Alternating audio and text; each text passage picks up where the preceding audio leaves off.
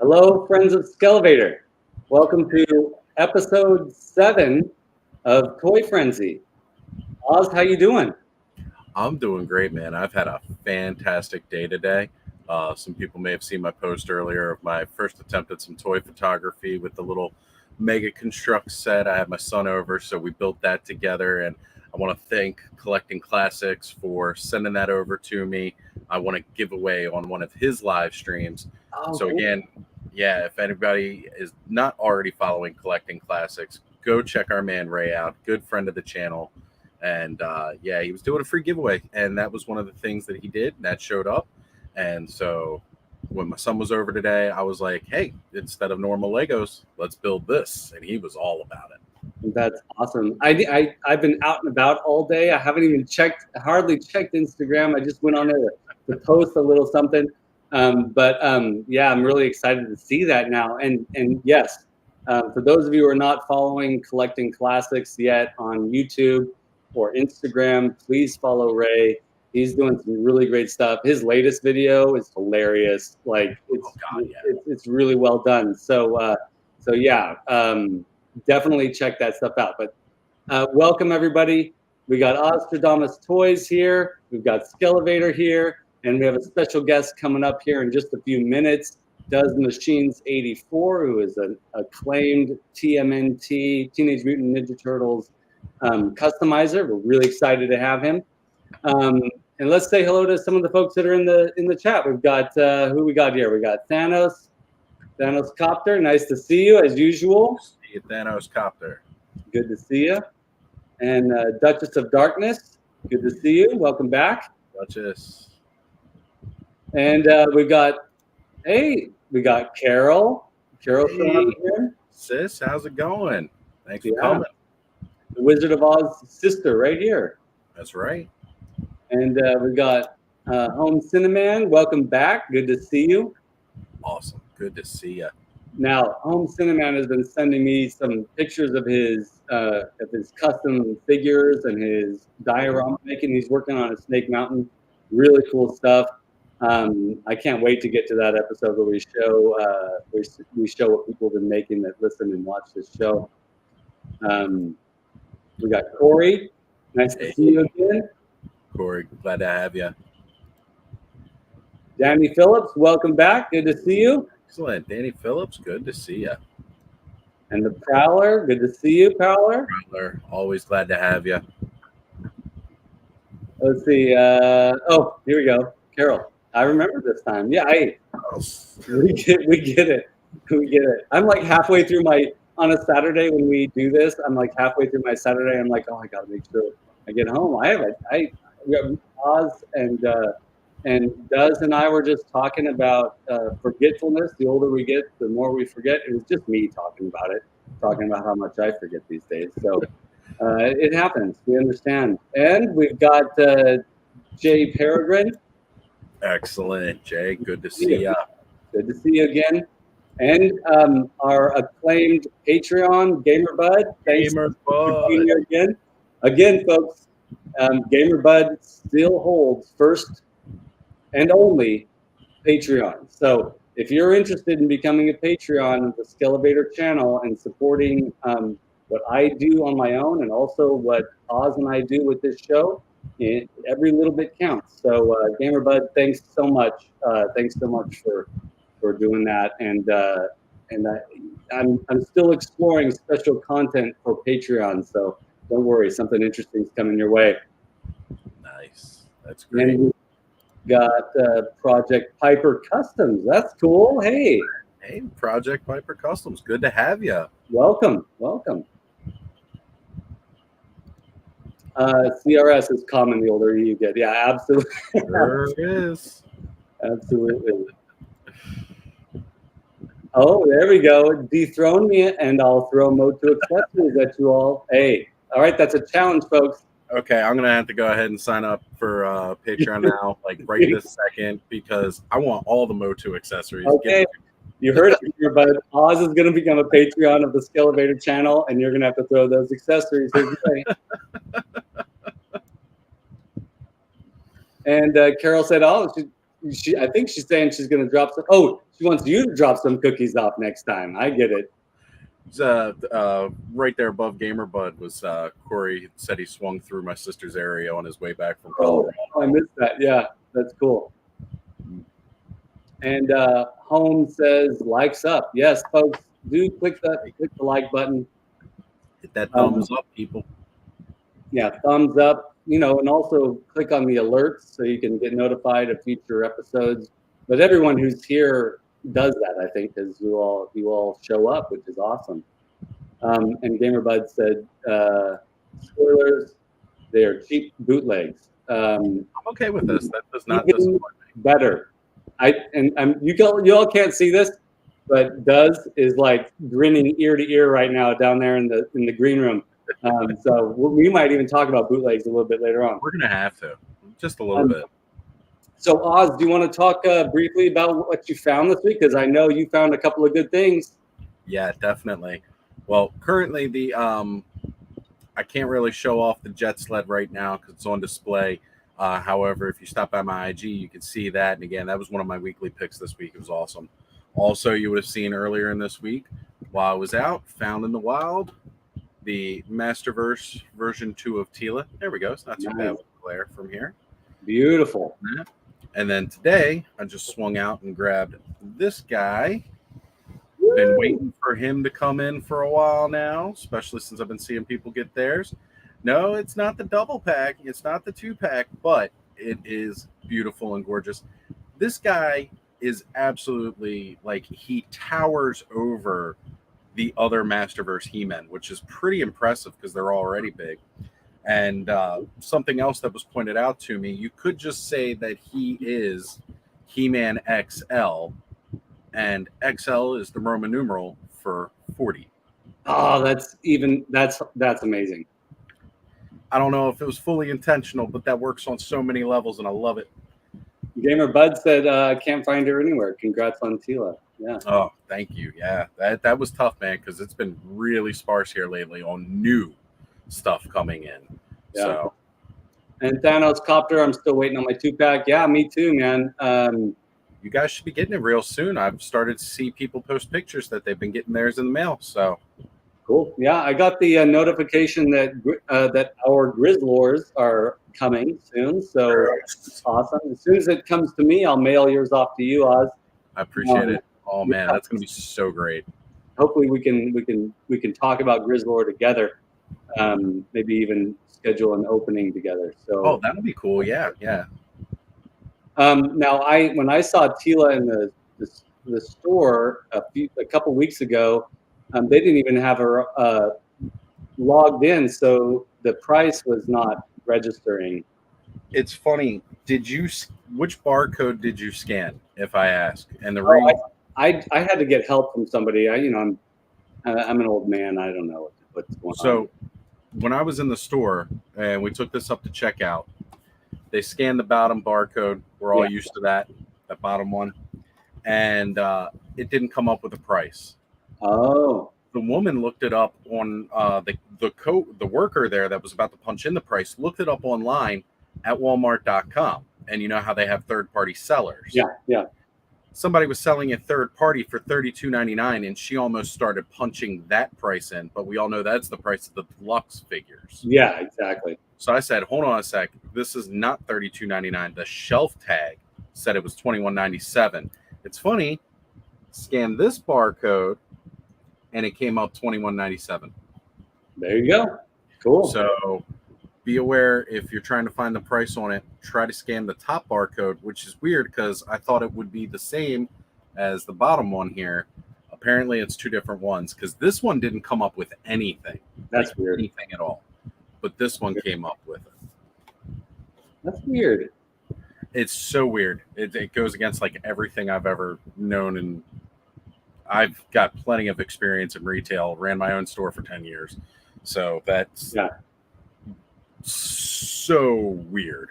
Why have two barcodes in the first place? Yeah. So I found something, but I had to find it online, and this is really cool. We've been talking about the Super Impulse World's Smallest Figures, and the only way to get I don't know if you can see it here, Panther. There you go. The way to get Panther is to get this 4-pack. The glare is pretty bad. There, oh, that's better. Yeah, that worked. That's good. Yeah, you can see it. The 4-pack, which is really awesome. It even says exclusive Panther.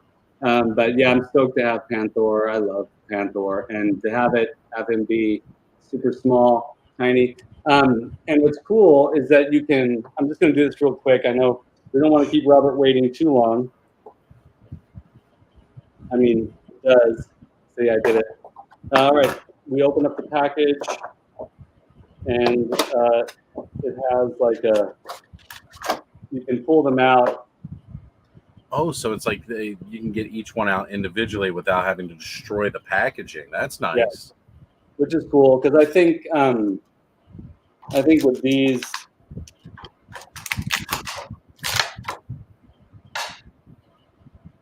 I love that they are in their own little like plexiglass containers or plastic containers. But love that.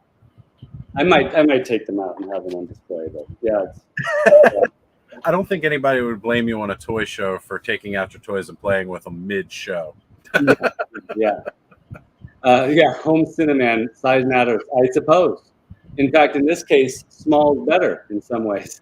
Yeah. I mean, if you're going to scale them with your other figure so it looks like they're playing with themselves, that's... Oh, dear. So, hey, everybody, let's welcome DUZMACHINES84 into the room with us. We're really excited to talk about customizing action figures and how this is really a spectacular art form that I think many of us that collect toys are interested in trying ourselves. So let's go ahead and add Duz to the stream. All right. Thanks for being here. Yeah, thank you. Thank you for having me. We're really excited. All right. Absolutely. So just a little bit of a background for Duz and I. We both sort of we met each other through our local art scene. We're both in the Central Valley of California. And when I started getting into toy collecting again and started getting into diorama making again, he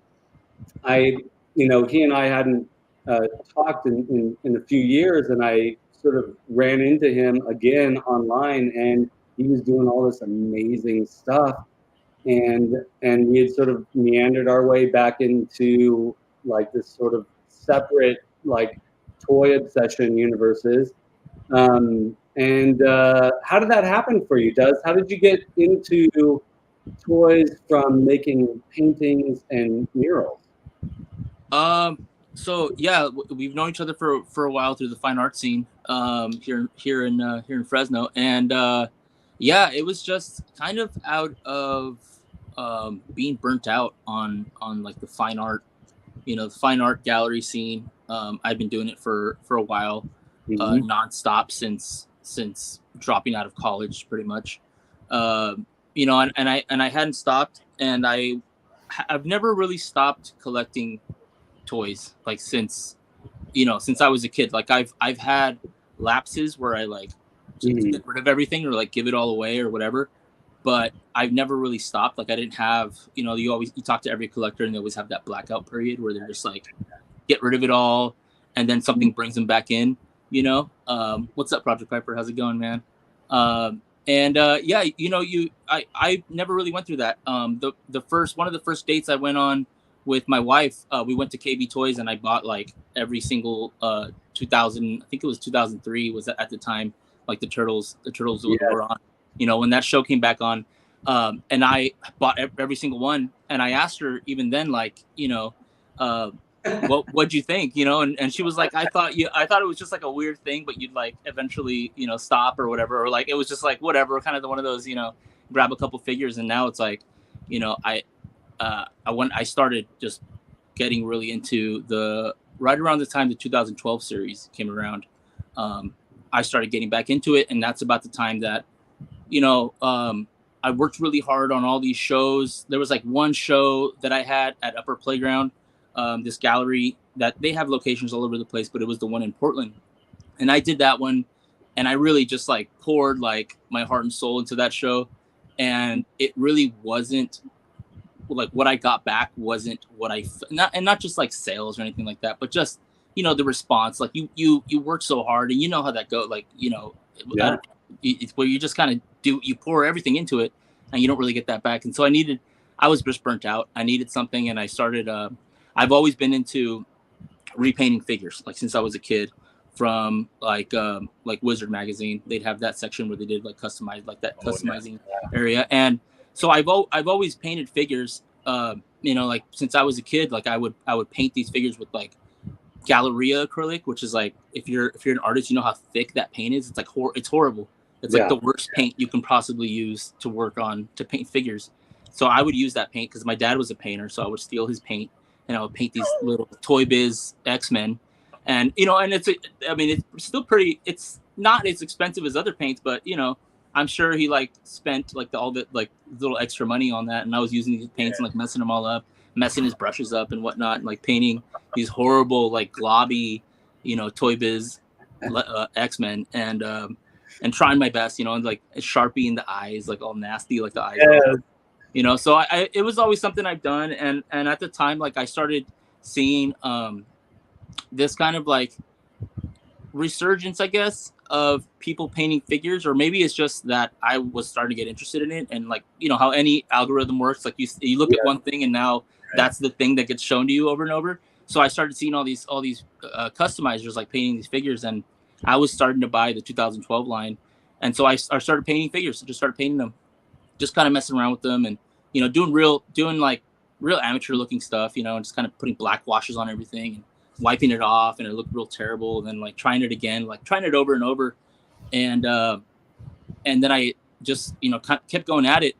And then it's like the fine art stuff, I started to lose interest in it because I was doing this to kind of take a break from it. But that break became like, that's now what I'm doing all the time. And the fine art stuff just started getting pushed more and more, you know, to the edges where like right now I'm in my garage studio, and I had a little table for toys, and the whole thing was like canvases and like easels and spray paint, like all sorts of crap all over the place. And now it's like I have an easel like up in the rafters, like I have like, you know, everything's like toys now. So it's like it went from that, you know, in one you know, long breathy answer. I just got tired of fine art and wanted to go towards painting figures. But at the same time, like some of the best work that I've seen is in like painting like 1/6 heads, or like, you know, like some of the most amazing painting that I've, you know. And it's so crazy to see like little things where like you see the Warhammer guys and they're just like, you know, these insanely like tiny little, you know, microscopic like, you know, paintings. And it's like, it blows my mind to see these little tiny things that takes so much time. And then like you look at these giant paintings that are like terrible, and you're like, that's crazy that you know, that this guy like spent all this time for this little thing, and like no one really appreciates it as much as like, you know, this giant painting that's in this gallery that is beautifully lit and beautifully framed, and you're like, this is worth something. And you're looking at this like little thing, and you're going you're really like striking a chord with me here, because you know, I feel like in many ways the fine art realm is a kind of, I would say, perceived as sort of an elevated area of communication. And that kind of, the word elevated is dangerous, because it could mean intellectually elevated, but it could also mean like separate, you know. And in many ways, I think there's a kind of separateness that occurs in the fine art world, and I'm glad you're saying it, because I feel this. I've felt the same way. Yeah. About the difference between the toy community, the craftsmanship, the world of craftsmanship in the toy community, and the world of craftsmanship in the fine art community. They're like so like polar opposites of one another, and it can be off-putting, the art community versus the toy community. The toy community is, I mean, overall, aside from us having very strong opinions about certain IPs, like it's a very welcoming and enthusiastic community. Oh yeah. Yeah. Yeah, I know. I even just when you talk to somebody about like painting a figure, Yeah. it's so funny how it's almost there's no like dancing around the question. You know, they just Yeah. go like, what type of green did you use? How did you mix that color? How did you do that? What type of and it's like, if you're talking to somebody about, if you're talking to another artist about a painting at a gallery show, you never get those questions. Those are like weird questions, right? Like, I mean, you can talk to like your friends, like what, like studio visits have always been my favorite, because you show up at someone's studio, and then you really get to talk shop. You really get to talk about, you know, what kind of mediums are you using? What type of, you know, what type of brush works for this? What type of, you know, whatever works for that? And you're really, but at like a, you know, even just like an Instagram page, like if you ask somebody like some kind of, you know, some fine artist, like some, you know, talking shop question, they'd go like, what are you talking about?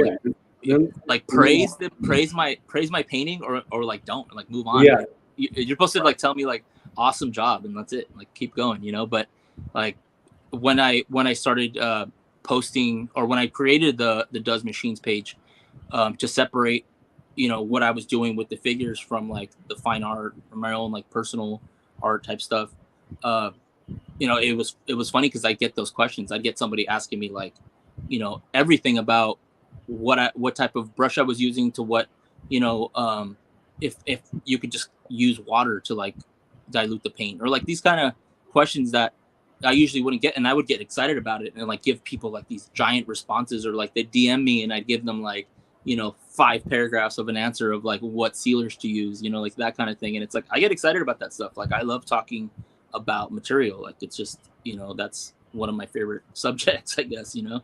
Yeah, I think Oz can identify with this too, that when people reach out to us and they ask us questions about what we're interested in, what we do, we're not just looking for attention, we're looking for communication. And that's the difference, right?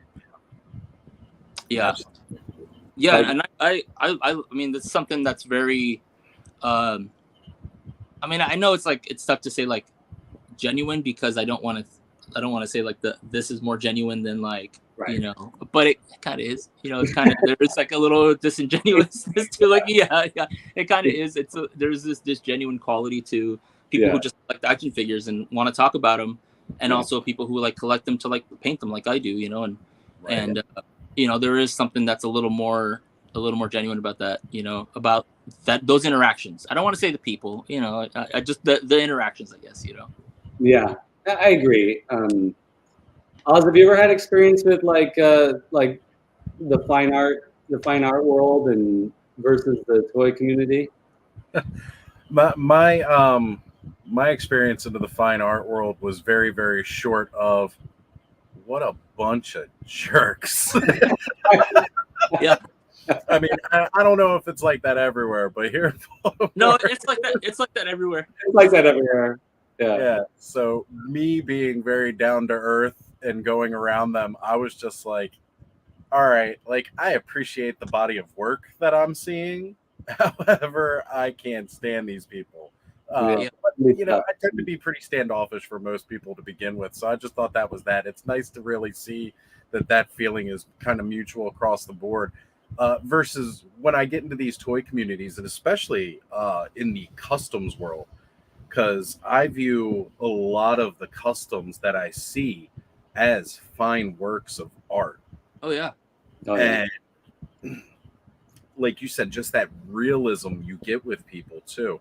And even on the ones where you can tell somebody's either just getting into it or it doesn't look that great, like they're just starting out, you don't get people really telling them like your work is terrible. Yeah. It's a lot of, hey, look, I'm seeing these brush strokes on your figure, you know, try thinning out your paint a little bit more and doing, you know, lighter layers and, you know, that kind of constructive criticism. But it's also how well people take the constructive criticism too. It seems they're much more, the artists themselves is much more open to that kind of feedback, where again, like you say something like that to more of the people in the fine arts community, they get really offended. Like, well, no, I mean, you know, it's supposed to be this way. So and especially for somebody like myself who, you know, I know I said briefly before that I'm just starting to really get my foot wet into the customizing of figures. Like Origins has really brought that out to me just because of the modularity of the figures and then how you can kind of just assemble something completely new with a little bit of paint and a couple of pieces from mix and match. So it's like I've really wanted to dip my foot in here and really try to create some customs. And I'll be honest, the one that started it all, I don't even need to customize for anymore. With it's the Wondar. I wanted to make my own Wondar because, you know, wasn't sure if we were going to have them. There were several regular He-Man toys on clearance, and I was just like, okay, cool. You know, I'm going to go ahead and grab this. I'm going to make this Wondar. And then they gave me a Wondar, so I don't need to make it anymore. But I'm still at that point where it's like, though, I can do a lot of other customs with it. And just that, again, that open feedback, that welcomeness of everybody to, you know, that really just genuinely wants to help so that I can make like a better looking figure myself. I think that's fantastic because you don't see that across a lot of different fandoms.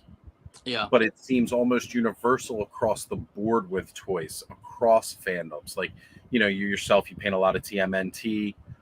You know, I'm definitely more into the Motu world. But like even, you know, they call them the Cabal with the Mythic Legions. Yeah. Like, those guys are all outstanding and their work is, you know. Yeah. So, it's fantastic. Yeah. And there's my sister just blowing out some of my secrets there, I see. Yeah. He's a people magnet. Well, when Oz shows up to an art gallery, all the elite art people are like, "Oh, that guy's great." Yeah. They're like, why am I just want to get near this guy, talk to him. I just got to talk to him. Well, they start talking about the art. They start talking about me, and I'm like, "What are you all doing?" Yeah, you're the art. You walk in and they're like, that's what Andy Warhol would say that, right? You're the Oz is the art. Yeah. There we go. Yeah. Well, we've got, you know, DUZMACHINES84 sent us some pictures, so we've got a lot of great photos to look at. So I'm going to go ahead and open up the slideshow. All right. So I started with this one, Duz, because let's see which one. Yeah. Okay. No, I don't know if I'm pretty sure I have them in the right order here. Yeah, right? I think you do. Yeah. Now I started off with these. I'm not sure, they were sort of in the middle of the group of pictures that you sent, but I thought it would be really great to talk about technique, and these photos sort of seem to you know, speak to me regarding technique. So tell us about what we're looking at here. Yeah. So those are primed. They're primed in black. You know, vintage Ninja Turtle figures. That I believe those were commissioned. I don't think I was just doing them just to do them. I think at this point I was pretty much just not doing too much personal work. It was all kind of commissioned work. Yeah. So someone commissioned these. At the time, I was priming everything in black first. So I would prime everything in spray paint that was intended for plastic. So that was really important, was that the spray paint I was using was intended for plastic. I shy away from telling people to use spray paint now, just because they just reacts. Plastic reacts to spray paint. Yeah. Unless you like test it and, you know, figure out what works and what doesn't. This was a paint that I was using that worked. The only reason I don't use it now is I don't start in black. I start like a mid now. But I love starting in black. So these guys are primed in black. And then I build up the layers to kind of get to what that next slide is, what that next kind of progression is. So you just kind of build it up with those colors, just using those colors over and over, and just doing a dry brushing technique. I was using a dry brushing technique on all these guys. Yeah, dry brushing, I mean, you know, most people are familiar with it when it comes to like painting figures. Like, it's just like what it sounds like, you know, the brush, you put a little bit of paint on the brush, and you almost like brush most of it off on like a separate napkin or something, and then you put it on your figure, and you know, you get pretty good at it after a while, to where you don't have to do that like wipe off of most of the paint. You can kind of, you know, dip your brush a bit into the paint and be ready to do it. But what it is with the dry brushing is it's like you're faintly touching. You're almost like rubbing like a pastel on the figure or something. You're not full on like painting. It's like, you know, you're barely touching the thing. And that's what I do with these. Like I would start in black and then I build it up with the colors, and get to that point right there. So the starting with black is a revelation for me, and I'm sure for other people who customize their own figures and know this already. But for me, that's like, wow, that's a great idea and a great concept, because then you can create. You already have the shadow elements established. Yeah, it grabs all those shadows. It goes right into the grooves and everything, and you kind of it creates this this like cast lighting sort of feel on whatever you're painting, you know, be it a figure or a diorama or anything like that. Yeah, and then just you know, still building on that dry brushing, and you know, this is where like the fine art and like color theory and all these things start coming in. You start adding a little bit of yellow, start adding a little bit of you know, start adding some of those ochres into the browns, and just kind of getting them to where you get these highlighted like muscular areas, you know, on the turtles. You start getting their beaks a little more yellow, getting the biceps a little more yellow, the fingertips, things like that. And it just gives it this realistic type of feel to the figure, you know, or this I guess more of like a natural type of look to what the skin would look like, you know, essentially. Right. Yeah. If your skin was green, you know. I have a question that we probably should have asked at the very beginning, but what do you feel draws you to Teenage Mutant Ninja Turtles as opposed to other IPs?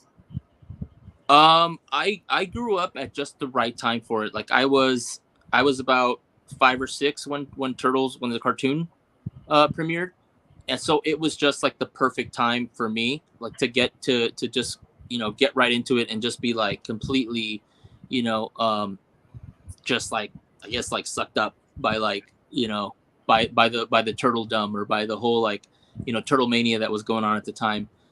So I was just the perfect candidate for that type of thing, you know. I remember my dad like bringing home like some of the original like full on 10-back figures, you know, and you kind of, and then I like had to like try and convince my brother and my sister to like give me, you know, I'll trade you this for like that Bebop. I'll trade you, you know, I'll give you like this Halloween candy stash for that April, because of course like my sister got April, and I was like, I need that, bro, you know. So it was, I've loved Turtles since I was like 5 or 6 or whatever, you know. Let's see, it was probably like 89, 90.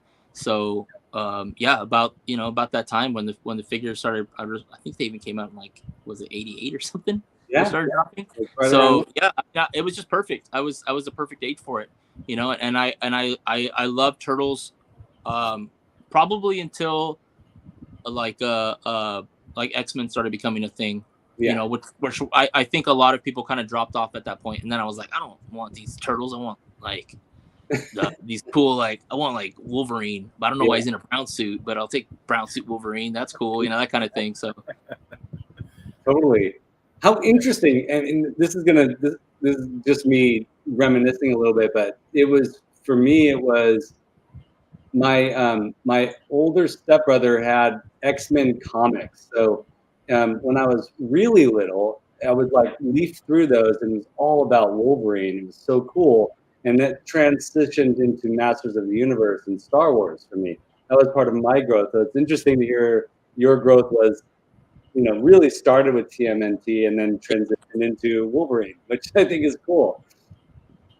Yeah, definitely. Yeah, it's like right into Turtles, and then like took a giant break. And then when I started getting into indie comics, probably around high school, is when I started gravitating back towards Turtles, because I was like, oh, these comics were like it, you know. And I think it was like Image at the time, that had them. So it was like getting the Image ones and then kind of backtracking back into like, and going like, whoa, the Turtles are actually really brutal, and like this is like, and super violent and really dark, and like, you know, the way the comics were drawn, like I was like, I was drawing a lot of rapidographics at the time, So when I saw those comics, I was like, oh man, these are like killer. Like they're not like the really weird, you know, the animation from the 80s. Like they were like full on, like I was like, this is real art. It's not like that, you know, that kind of stuff. So and then this group here is the first group of the 2012 figures that I did, to where I really like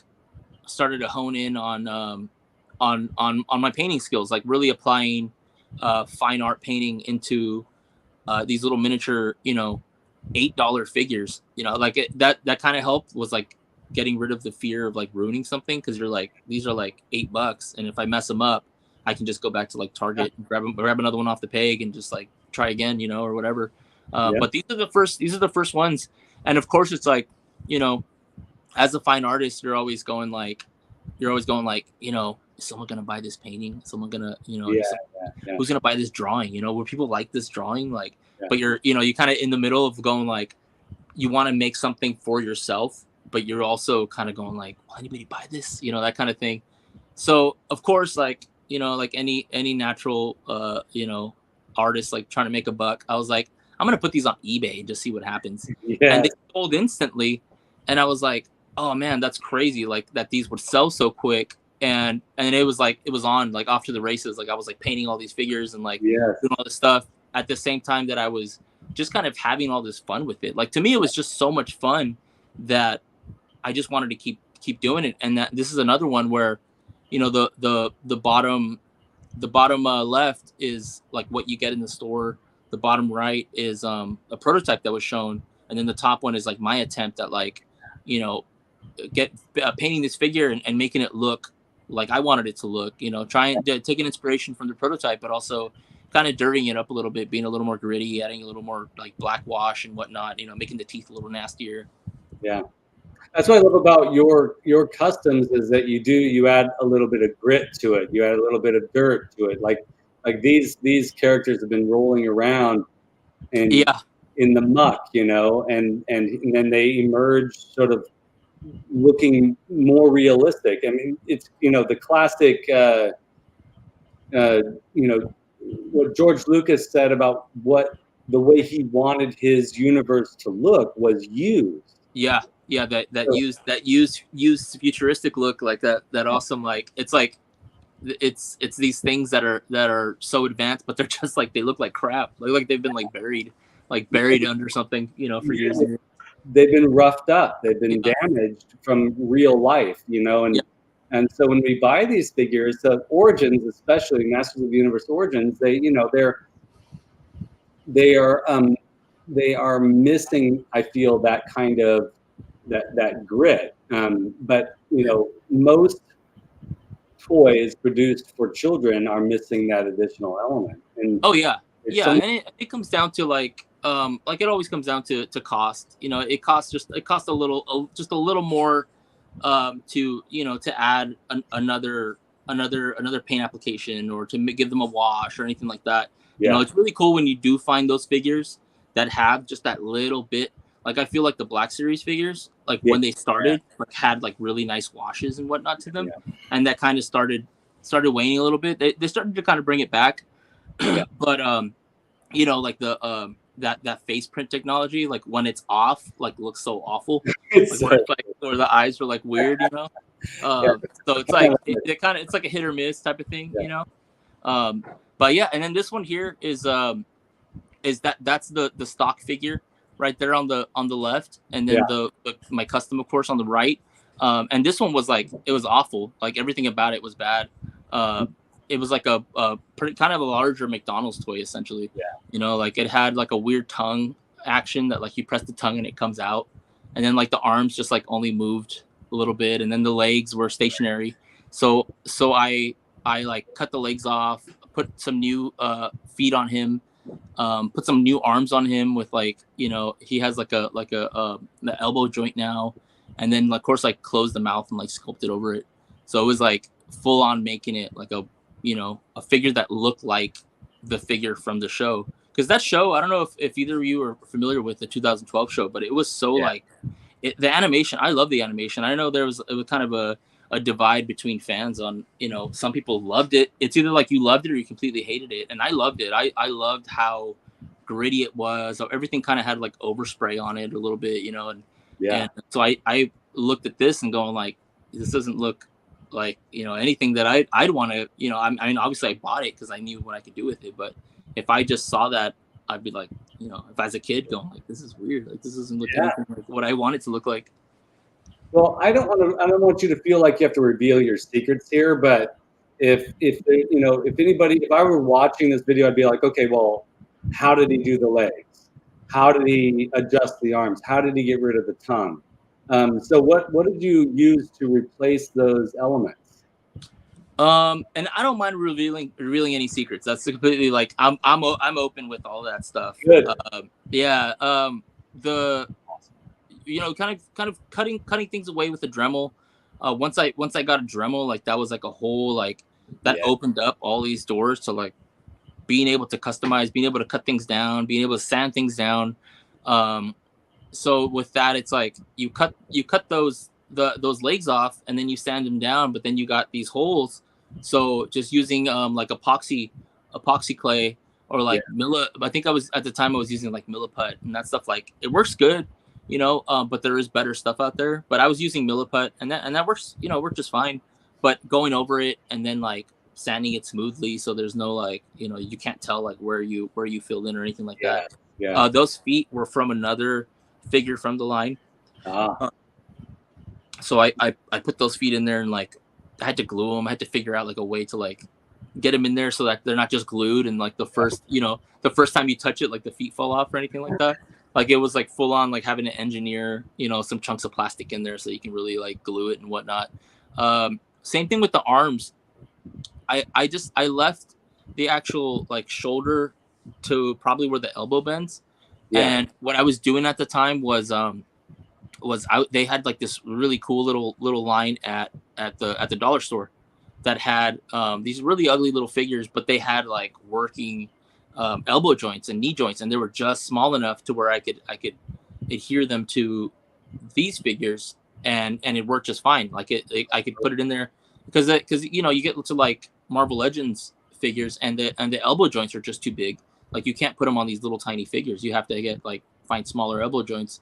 So I found this line at the Dollar Tree, and once I figured out that those were like the perfect size, like I would just buy them out every time I see them. Like I'd go to like whenever I was in a Dollar Tree for whatever reason, I just, you know, I'd buy like 20 of these little things and just have them. So I still have like a toy bin, like a toy like scrap bin, like full of like just torsos and heads from these little figures from Dollar Tree. But yeah, I was using those elbow joints and then just attaching them to those arms, and I believe those hands as well are from that same figure, from that, you know, figure from the line of the Napoleon Bonafrog. You know, poor guy. I took his hands and his feet. You know, so and then I used them for him. You know, amazing. Yeah, so I used them for him, and then the mouth. It's the same thing. It's just like dremeling it down, and then using Milliput to like sculpt over the mouth, and of course like sculpting, like it's still something that like I play around with and I can get certain things to work for me, but I wouldn't call myself a sculptor. Like I'm a painter through and through. Like I'll sculpt when it's necessary for that type of thing, but I'm not planning on like sculpting faces or anything anytime soon, you know. So well, at least not the traditional way. I mean, I want to try like 3D sculpting because I can draw, so it's like, you know, I want to try that at least, you know, sometime soon. But traditional sculpting, like I have no hand at it. Like I can't do it. I know my strengths and my weaknesses, and that's not one of my strengths.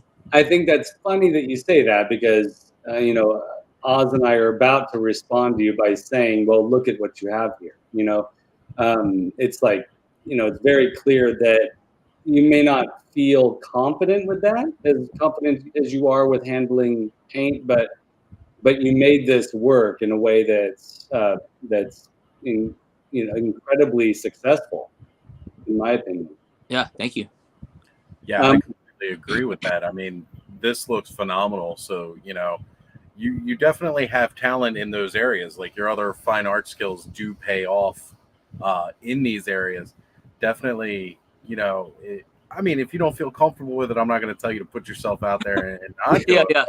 yeah. I mean, I think it'd be worth a little dabble in to try out because same for me. Like I said, I'm just trying to get into customs. I've never been a painter. That's not been my thing. I'm strictly like drawing, colored pencils, and everything like that. So painting is something that is in a way very foreign to me.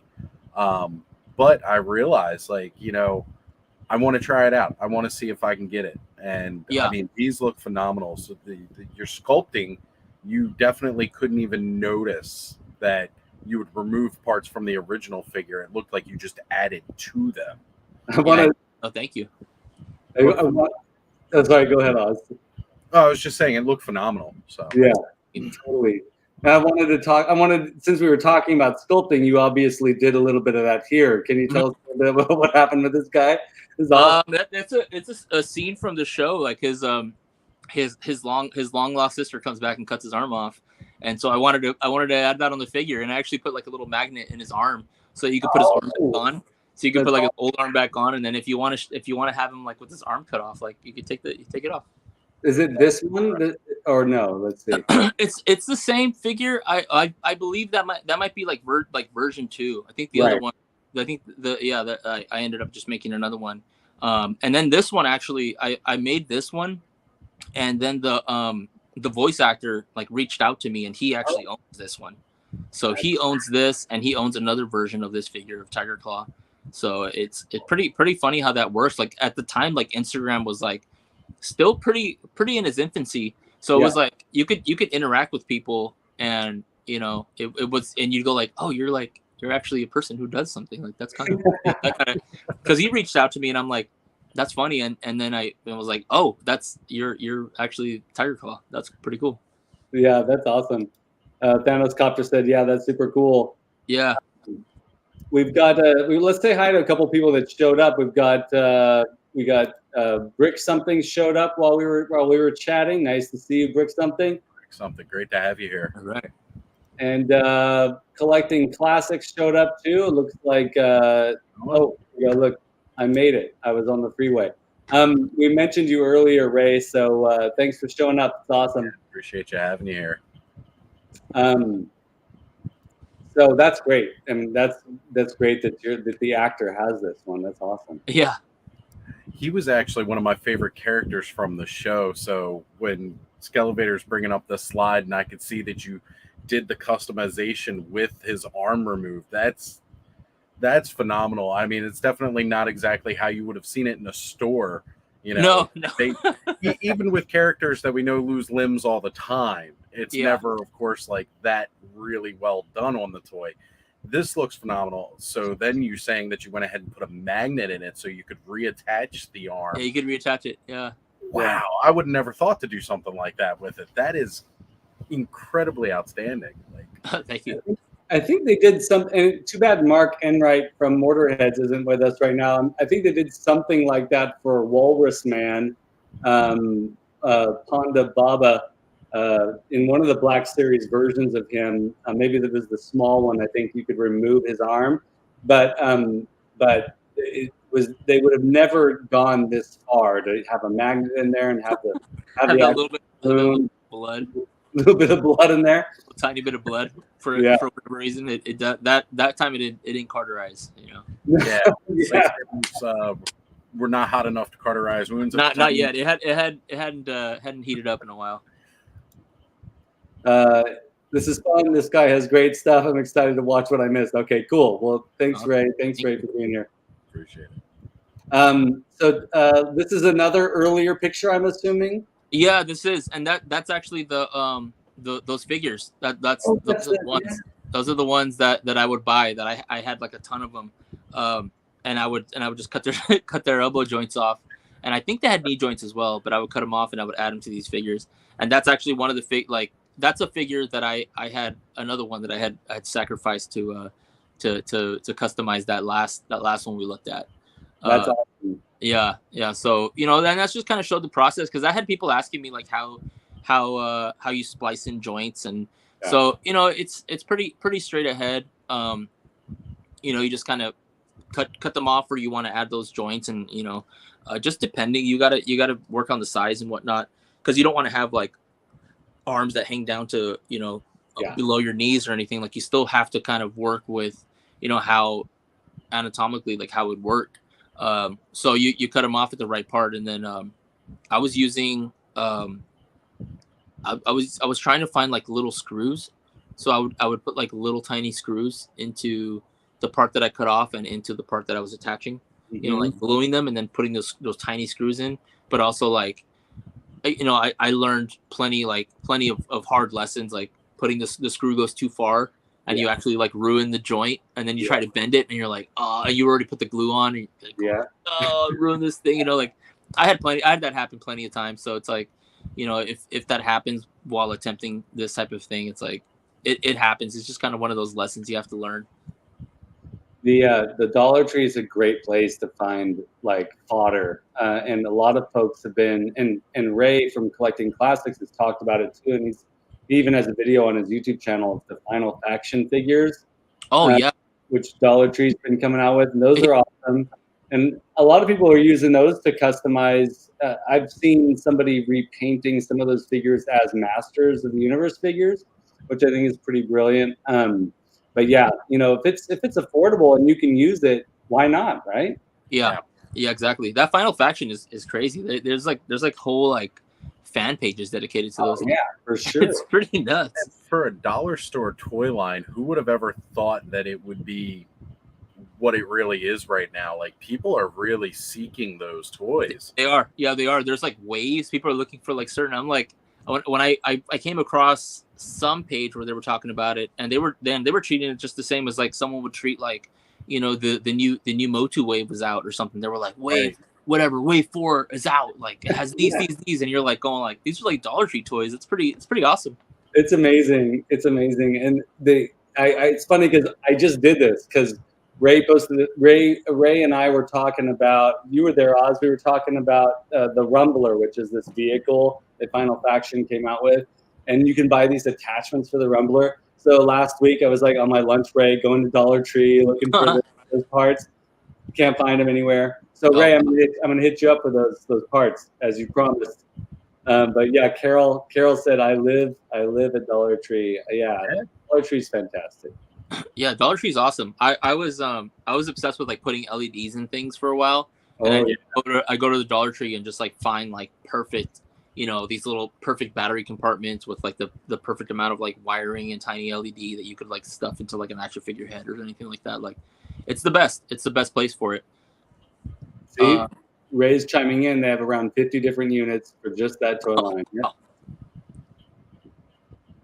Yeah, that's awesome. It's an incredible line. Yeah, I'm really shocked by it. yeah, it's cool. So tell us what's going on here. It's just a whole bunch of that 2012 line repainted. At the time, it's kind of the downside of doing customs is that you're painting them and you're just like getting them out the door, or doing customs commissioned, anyways.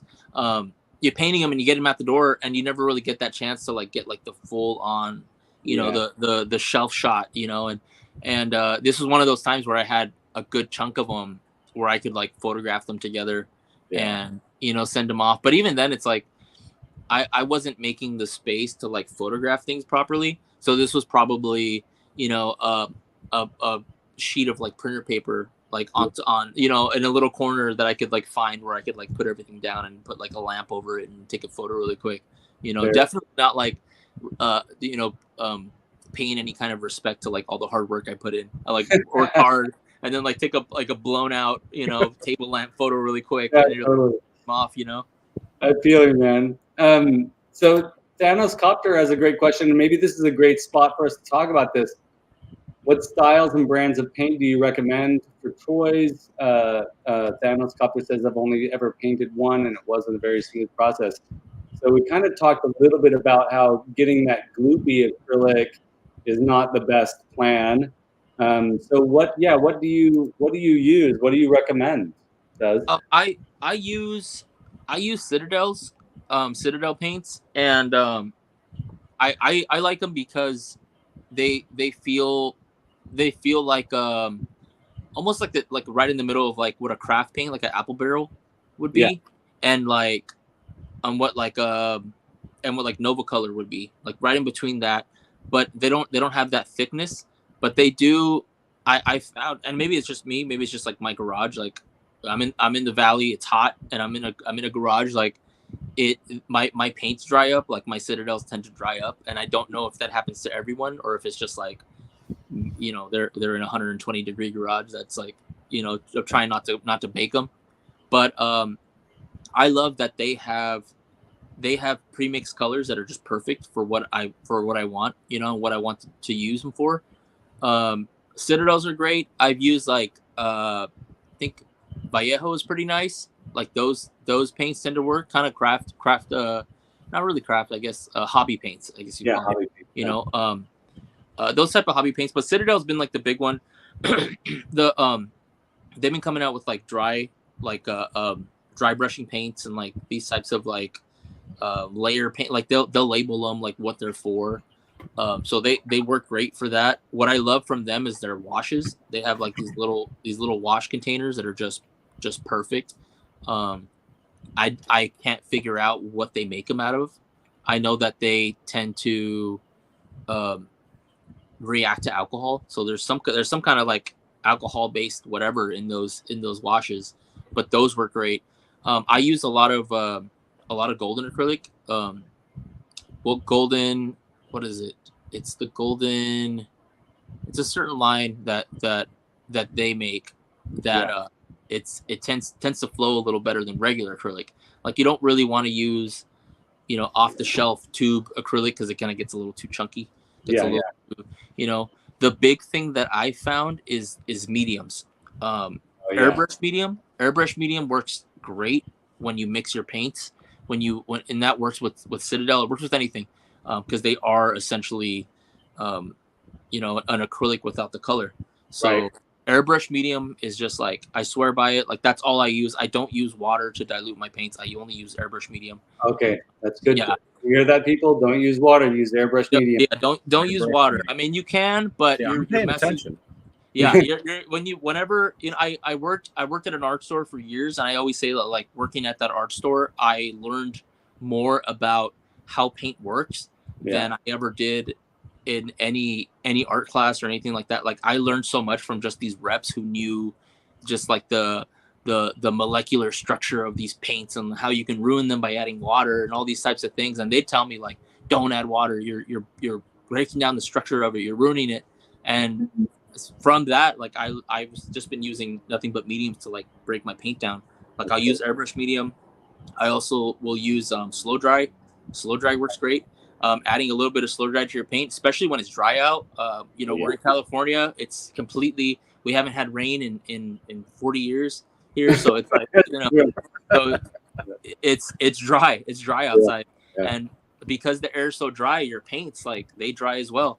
And so using a little bit of slow dry into your mixture is perfect. It's important you're saying that, and also I want to touch on this briefly.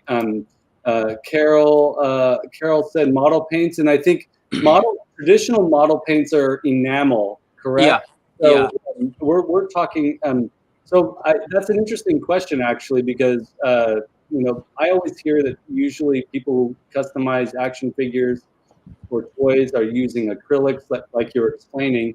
But I wonder if people have tried like model enamel. I have. I've tried model enamel on these, and they just reacted terribly.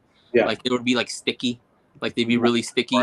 You'd put them on a shelf and then you check them out in like a month, like to like get them down and look at them. They'd still be sticky, but then they'd also like had attracted all the fuzz and everything in the air. So then you're looking at them and your figure's all fuzzy.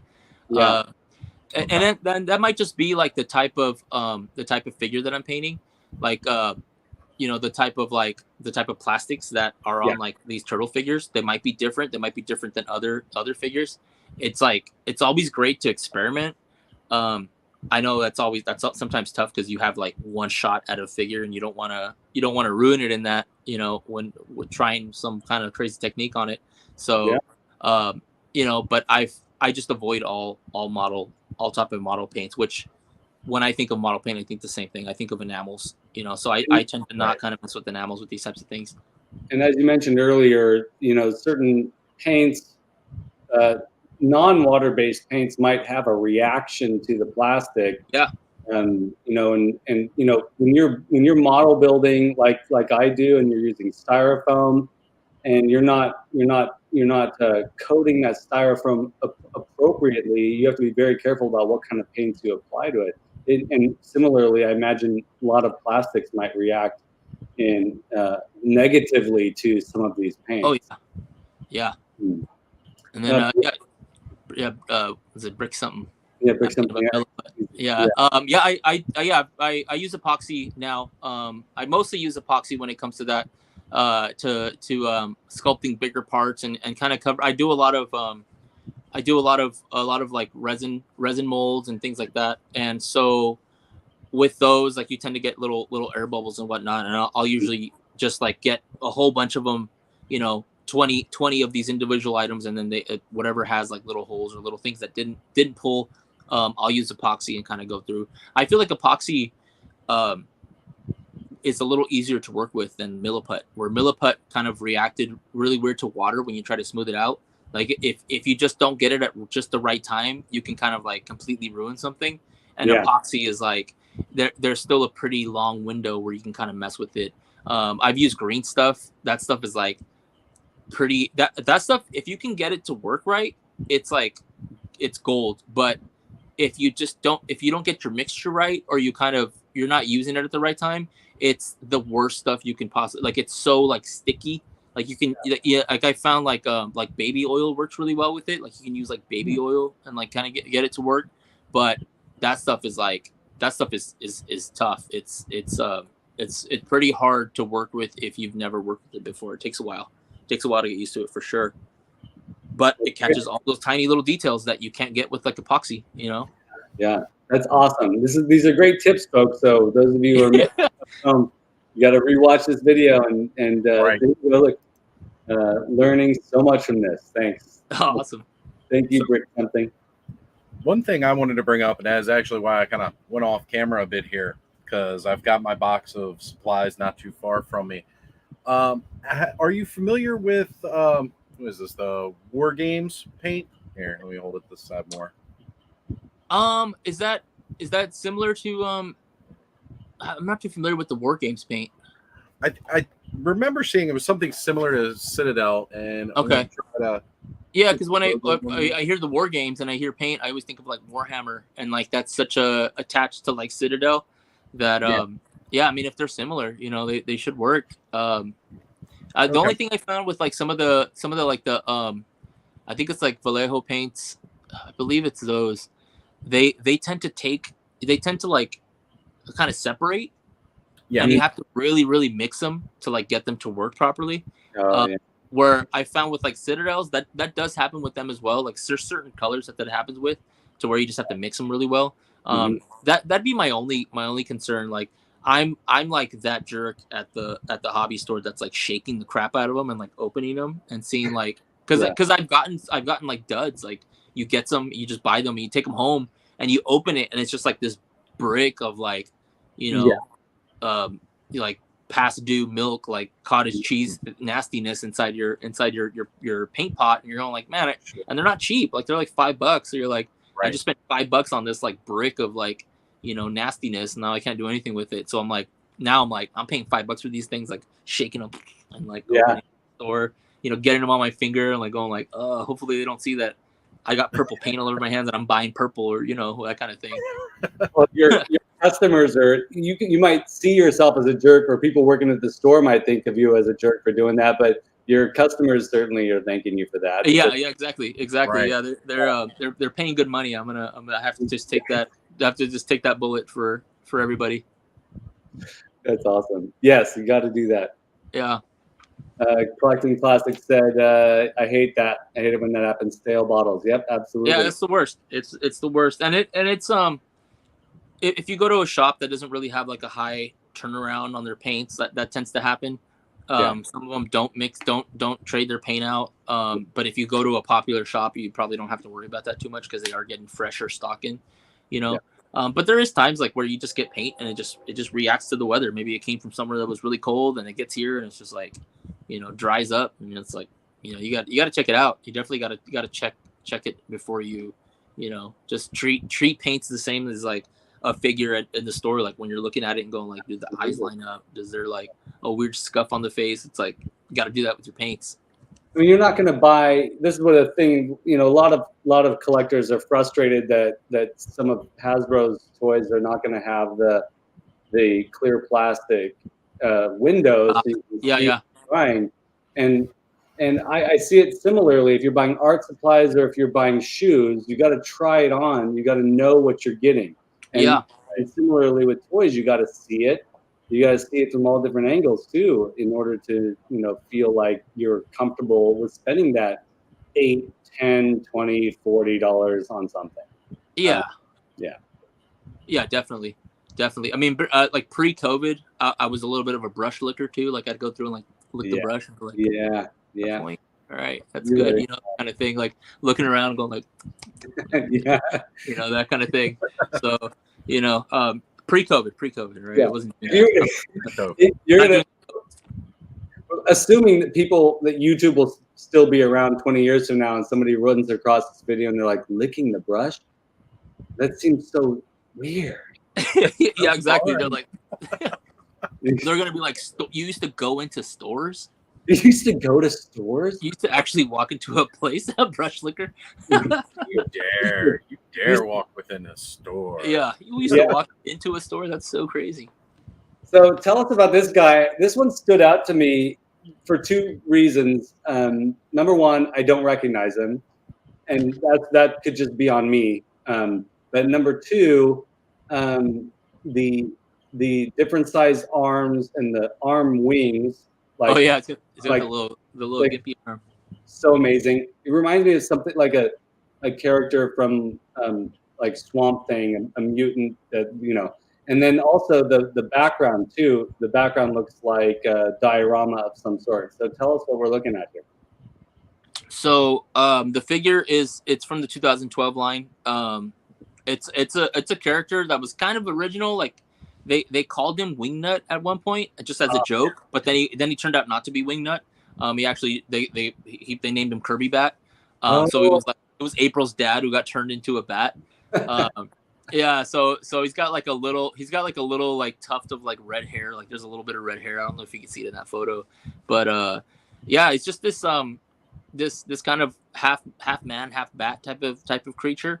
Yeah. What was great about that 2012 series was there was like a huge horror and like 80s like 80s kind of like that kind of real monster design type of approach to it. And so you see that with a lot of the characters. Like you see kind of this like pushing towards that kind of like universal monster type of like big scary type of look. Right. The background is it's one of the kids' dios like from that line that I just repainted. Yeah. And you got your DUZMACHINES84 logo up there, the pizza guy that you used. Yeah, it's the pizza guy. It's the DM84. Just kind of paying tribute to the 2012 show. I didn't make the wings from scratch. I'm reading that. No, they were just designed that way. They like plug into the back. And I just repainted them. Like they were just like that's how the figure came. Which I mean, it's a great figure. It was kind of seen as like, one of the lesser popular, type of figures at the time. But right. I think it's great. Like I love looking at that dude. Really nasty little. He's awesome. Yeah. Brush talk. I wonder how you clean your brushes and what do you use to clean your brushes? I use the like that traditional that pink soap to like clean my brushes. Once they're like very, very clean to kind of condition them. If they're pretty dirty, or if I use Rapidograph ink for my brush work, and that stuff's like nasty. Like you can't even really wash it off. So I'll have to use like a degreaser soap, like a degreaser dish soap or anything like that. Just kind of washing them with that. If it gets really, really nasty, there's this cleaner. I'm like looking in the distance, like trying to see if I can see the label of it. But there's this little cleaner that will clean anything. Like it'll clean, and it's completely like there's no chemicals or anything in it. Like completely like weird, like biodegradable, like weird, like some kind of it's made out of different types of oils, and it will clean literally anything. Like at the store that I was at, we had to demo it, so we had like old brushes that were like left outside for like years and years and years, like with like this crazy, completely like full of lead oil paint, and we dip it into this weird cleaner and leave it in there for a while, and it would all come off. Like everything comes off. The only thing that's hard is like cleaning the cleaner off of the brushes is the hard part, because that stuff it's so strong that you almost have to like wash it 5 times before you can. And I only use that stuff on the brushes that are completely done. I don't use it on like my regular brushes. Like I use it on the brushes that are ruined, especially like my dry brushes. Like I'll use like a flat brush, like a bigger flat, like 1-inch flat brush for to do dry brushing, and those are the ones that just get destroyed because it starts gunking up into like the barrel of the paint. So I'll have to use like a really heavy duty cleaner to get those things out. But like my 5-point brushes or anything like that, I'll wash them off with that pink soap. If they're pretty nasty, I'll use like a degreaser soap. Like any kind of dish soap that has degreaser in it is like, it's perfect for it. Yeah, the best thing is like just like the absolute like cardinal sin is like never leave your brushes in your water. Don't ever leave them in the water. Yeah. It messes the tips up, but what it also does is that the brush will like drink the water. So it'll go up into the wood, and once you start seeing that paint on the barrel of the brush start separating, like your brush was drinking water all night. Like it was like it's like drunk, and like it's completely falling apart because you like left it in the brush water. Like that's the absolute worst thing you can do to your brush. So just kind of taking care of them in between. But any kind of soap that degreases to clean it, and any kind of soap that conditions, like pink soap. You can get pink soap at any art store or whatever, Michael's or anywhere like that. That's not an art store, but if you don't have an actual art store, support your local art store, don't. Yeah, we still have Allards. You used to work at that art store, right? Allards, yeah. Allards is, if you got a local shop, go to your local shop. No Michael's, death to Hobby Lobby. Just a local art store. That's it. So we shouldn't. You're saying is we shouldn't buy our acrylics from Target. Is what you're saying? That's tough because I love Target. I love Target. Right? I love Target. Buy your acrylics at Target. That's fine. There you go. Yeah. While you're there doing your toy shopping, you're there already. About art stuff. Yeah, you're already. Just get some paints. They got everything there. They pretty much do. Yeah. Yep. So this one has the joints that you added in. I can see that here too. Now that we've talked about it and looking at this picture again, you've done that. You've added in his arm joints. Yeah, this guy's completely Frankensteined. This is Monkey Brains from that 2012 line again. And the original figure, he moves at his arms. His neck like moves, has a swivel, and then he's got those joints on his hips. But that's just about where Death to Hobby Lobby. That's about where the articulation ended. So I actually put him on a Marvel Legends body, like his whole upper body is a Marvel Legends figure. Oh, nice. And I left it up to hit the forearm, and then I attached Monkey Brains' forearms, and then those hands I believe are from a Savage Dragon figure. Because he's got like the articulating like finger, like the fingers completely articulate, so it's like a Savage Dragon. And then the same thing, like I added another Marvel Legends, like some female character. I don't remember who, because the legs are like a little smaller. Yeah. For the knees, and then I think the different ankles from even another figure. So it's like completely Frankenstein together. Awesome. Yeah, I I just want to go back to this, folks. It's so cool to see where all the parts fit together, and then you sand it down, and then then you prime it, and then you give it its paint job. Yeah. And that's phenomenal. Yeah, you use a little bit of milliput or a little bit of epoxy or whatever, and like start blending in all the little parts and get them to work together, and then once you what I found this this automotive primer that I think who makes it?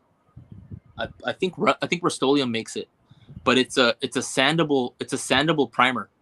And it's you can spray it on whatever, and it's good for plastic because it's intended for cars, so you can use it on on whatever type of car. They aren't necessarily all metal. So you spray it on. It takes really well to plastic. It doesn't deteriorate it or do any kind of weird reaction. And what you can actually do is it coats it well enough to where it hides all of your little mistakes or all your little tiny sins you have in those things. You can spray it enough. It's thick. But what you can do also is like take like a toothbrush and like just rub it onto the surface, and it'll actually smooth it out for you. So you get like a nice smooth area, and you can still sand it and whatnot, but that spray paint is great. It's been like this cool little like secret that I found, and I've been like sharing it with people and like telling them like get this spray paint, and it's pretty cheap too. It's not like spray paint's kind of getting up there in price. Yeah. And that one, since it's in the automotive section at like Walmart, you can just get it for, it's only like a few bucks. It's not very much. Nice. That's right. And Brick Something says, punk rock toy making, do it yourself. That's right. Absolutely. Yeah. Heck yeah. We're big proponents for that, to that philosophy. So you hit the nail on the head, Brick Something. All right. And then we got, this is Wingnut for sure. I recognize Wingnut. Yeah. Wingnut and Screw Loose. Yeah, Wingnut and Screw Loose. Yeah, at a certain, I was doing a lot of these 2012 figures, just because they were so like readily available, and I had a whole stack of them. Like, I wasn't doing anything with them. I wasn't like displaying them or nothing. I was just buying them, and I just had like a bin of them, because I wasn't like full on back into collecting. I was just like buying, because like I was saying, like I've never stopped buying figures. I would always buy them, just to like have them. And then like have them on my desk and like use them as like, like drawing prompts or whatever. And then I would just like give them away, like give them my nephews or like, give them to somebody. I'd have like friends come in from like out of state and I'd go like, here, take a figure. So I had a whole bunch of them and I practiced on those, but I'd always get people asking me about vintage figures. When are you going to paint vintage figures? And at the time, I mean, this was like 2015, 16. You can get a complete vintage figure for like $8, something like this. And I would go on eBay, and I remember I had a rule where it was like, I won't spend more than $10 on a complete, vintage Ninja Turtle figure. And I got a pretty good chunk of the line, and then you kind of go a little further into the more obscures, and they were like $12, $15. And you're like, ooh, like I was anyways. I was like, I'm not paying. That's insane. These figures were $3 when I was a child, that type of thing. Where it's like nuts now to say, because a vintage figure that was like $8 like 7 years ago is like $20, $30. Oh yeah, for sure. It's like 15, $16, $20 figures are like 60 to like 80 to even like $100 for like figures that they're not even that rare, and they're going for these prices. So it's like, to think of the amount of figures that I had back then. I kept getting asked about vintage figures, and so I just took a stab at them and started repainting them. This is like this Wingnut. This one along with a whole bunch of other vintage figures, like I started repainting those, where it felt a little weird, because it kind of felt like with like those readily available 2012 figures, it didn't feel like I was ruining anything that was like sacred. It was just like these figures that are just available. They're everywhere, which at the time you could go to like Walgreens and like find like these figures, like they were everywhere. Yeah. And these felt a little more like I was like, busting open a bottle of the good wine or something. Like I was kind of ruining, it better be a special occasion. And so I started repainting these things, and and just kind of approaching them with like different types of techniques. I think when I started getting to like these, like I was no longer priming them in black. Yeah. Just because I didn't want them to have that really deep shadow. I wanted them to kind of start at the midpoint, and then I could kind of bring them to a bright area, and then dull down some of the areas that I don't want as bright with like, and then I also stopped using black washes.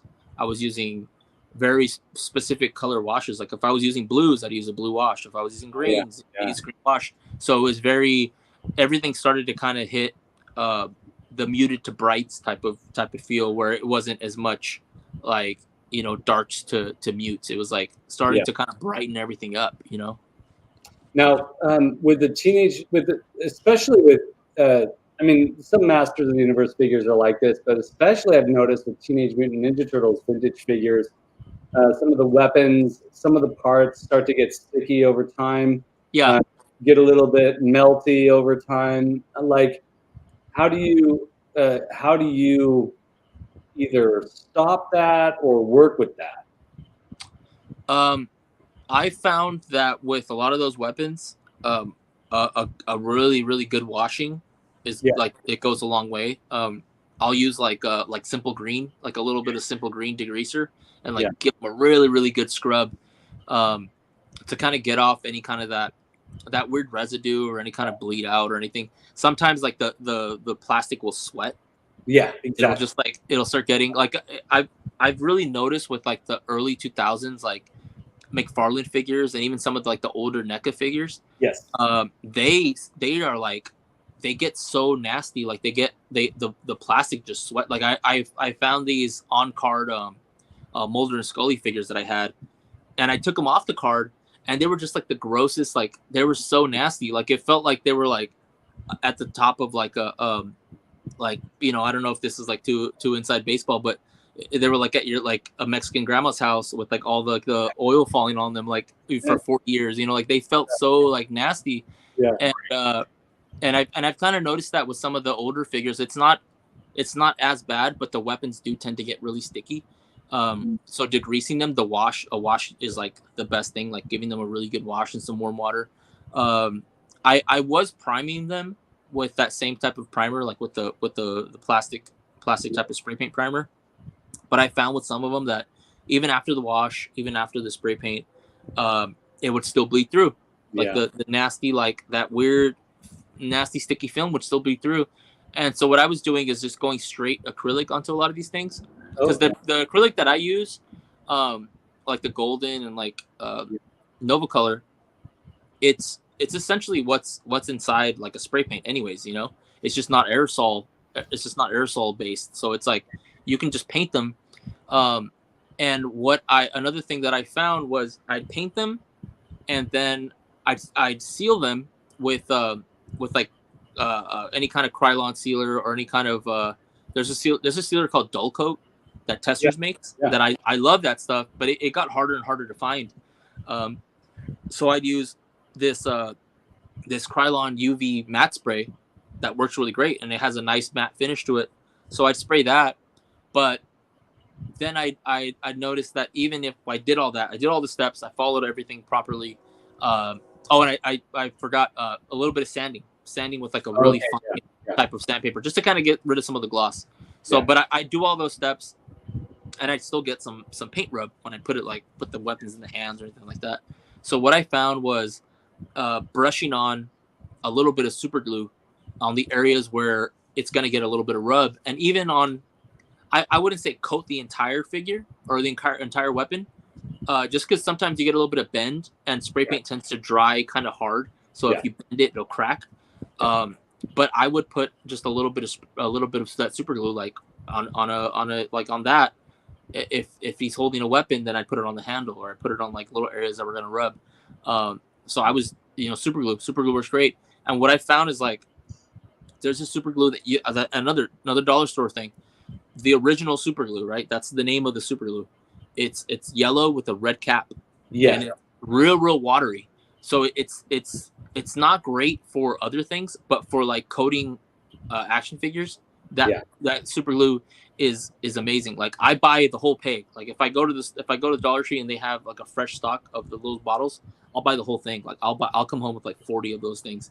Like when my wife goes out and she's like, goes to the Dollar Tree and she sees them, she's like, "You need them?" I'm like, "Yep," and she'll just dump them into because I use so much of it. Like I'll just pour that glue and put it on whatever, put it on hands, put it on the feet of the figure. You don't think about that rubbing, but when you put it on the shelf, the feet tend to kind of rub, and you know. So I'll coat it with that. You heard it here, folks. Tricks of the trade. Tricks of the trade, yeah. And then bottle caps. I have hundreds of bottle caps everywhere. I have like jars and jars. Everyone like keeps them for me now. I pour my super glue into the bottle cap, and that's what I use because then I've ruined brushes because I would pour super glue into like my if you got like the circle palettes with like the little bowls, I would pour super glue into one of them and forget, thinking it's water or like my airbrush medium, and I dip a brush into it, and then you just ruin the brush, right? Like I've done that I don't know how many times. It's like now just mentally like training myself to like only use bottle caps, and I'll just like only pour my super glue into bottle caps, and that's what I use as like, and then you can just throw it away. You know, you use it and then you throw it away. You know. Awesome. Yeah, coat it with there's these brushes that you can get like 50 of them. Yeah, it might be like 30 or but there's these little black cheap plastic brushes, and they got plastic bristles. You can get those at Walmart for like a couple bucks. I use those. I'll use those. Another thing that works really well, it's another kind of trick of the trade, is a plastic bag. Using a plastic bag and dipping that into the super glue and using that as like a coat. Because your finger would work best, right?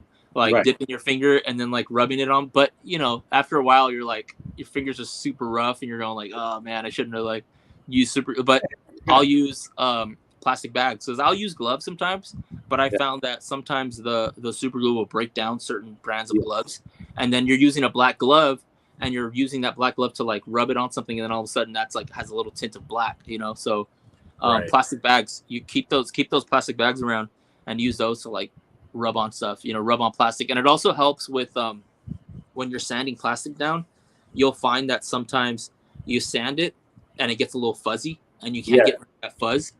A little bit of that super glue as well, putting a little bit of that super glue on areas that you're sanding, it'll help get that plastic nice and smooth. You can kind of like put some super glue down, sand it, some super glue down, sand it, you know, working your way to like higher grits.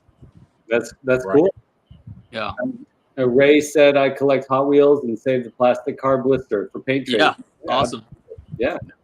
I save the plastics from every, like I like break down like the boxes for like the NECA figures. They have that nice like thick plastic on the front. I'll take that out before I throw the box away. You know, and I'll use those for like whatever. I use them for like diorama windows or like, you know, all kinds of stuff. Like they're so useful for all kinds of stuff, you know. Yeah, it definitely, like if I didn't have action figures in here, it would just look like a hoarder's like garage. Like I have like piles of like plastic lids and like weird stuff. Right. That's what's on the other side of your camera. Exactly. It's like when you see like an Instagram post of like a beautiful bedroom, and on the other side is like a giant stack of clothing, you know, and like, all that stuff. Yeah, exactly. So are these are sorry, Oz, go ahead. Yeah, I was talking with Ray earlier too, because as I said, I was getting into the dabbling of the action figure photography rather, because I want to start showing off some of my collection. But you know, I think as collectors, like there's all like, you'll save, of course, the box itself. And one of the things that I decided a couple weeks ago was that in order to take pictures of my collection, the little plastic inserts for the bigger boxes for the vehicles. So Ray was talking about how he cheaply put together a photo booth, but like my photo booth from earlier today, it's just the cardboard inside from the Strador case. And, you know, it's like already perfectly sized for the figures and everything. But like, you know, saving stuff like this, like no need to really toss this out, because I mean, this works perfectly for that. And in the world of customs and making different dioramas and stuff, I know a couple of years ago I was getting into the idea of making aliens dioramas using the NECA alien figures and stuff. And I'd seen this one guy who made a like really cool custom flooring, but then they were talking about making the hive walls and using the blisters from the figures, how they sit into it. Alien kind of tuck themselves into the walls, but incorporating that, like there are just, you know, so many little things that you can actually save. Just the trash. Yeah. that make such cheap and easy reusable tools for different things. I mean, I know that Duz agrees with me on this 100%. I mean, use your trash, folks. I mean, there's so much, we spend so much money on supplies and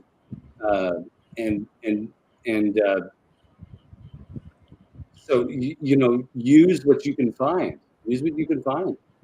Right. I saw I saw something that just blew my mind the other day. Was like I've been trying to find because I've been getting into dioramas and like trying to build things for my figures. Like that's been something that I've been wanting to do forever. But I just get busy with work, and it's like the diorama building is like something that I want to do for fun, and it's like tough to find that fun time.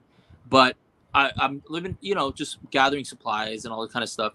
But the one thing that I couldn't figure out was like how to make that like dry, like high dry grass, you know, like the stuff you see on like abandoned lots or anything like that. I couldn't figure out what to use, you know, what do you use for that? And then I saw someone just in passing, they were using those chip brushes, you know, the really cheap brushes that you use. The color, they were just cutting off the tops of them and gluing those down.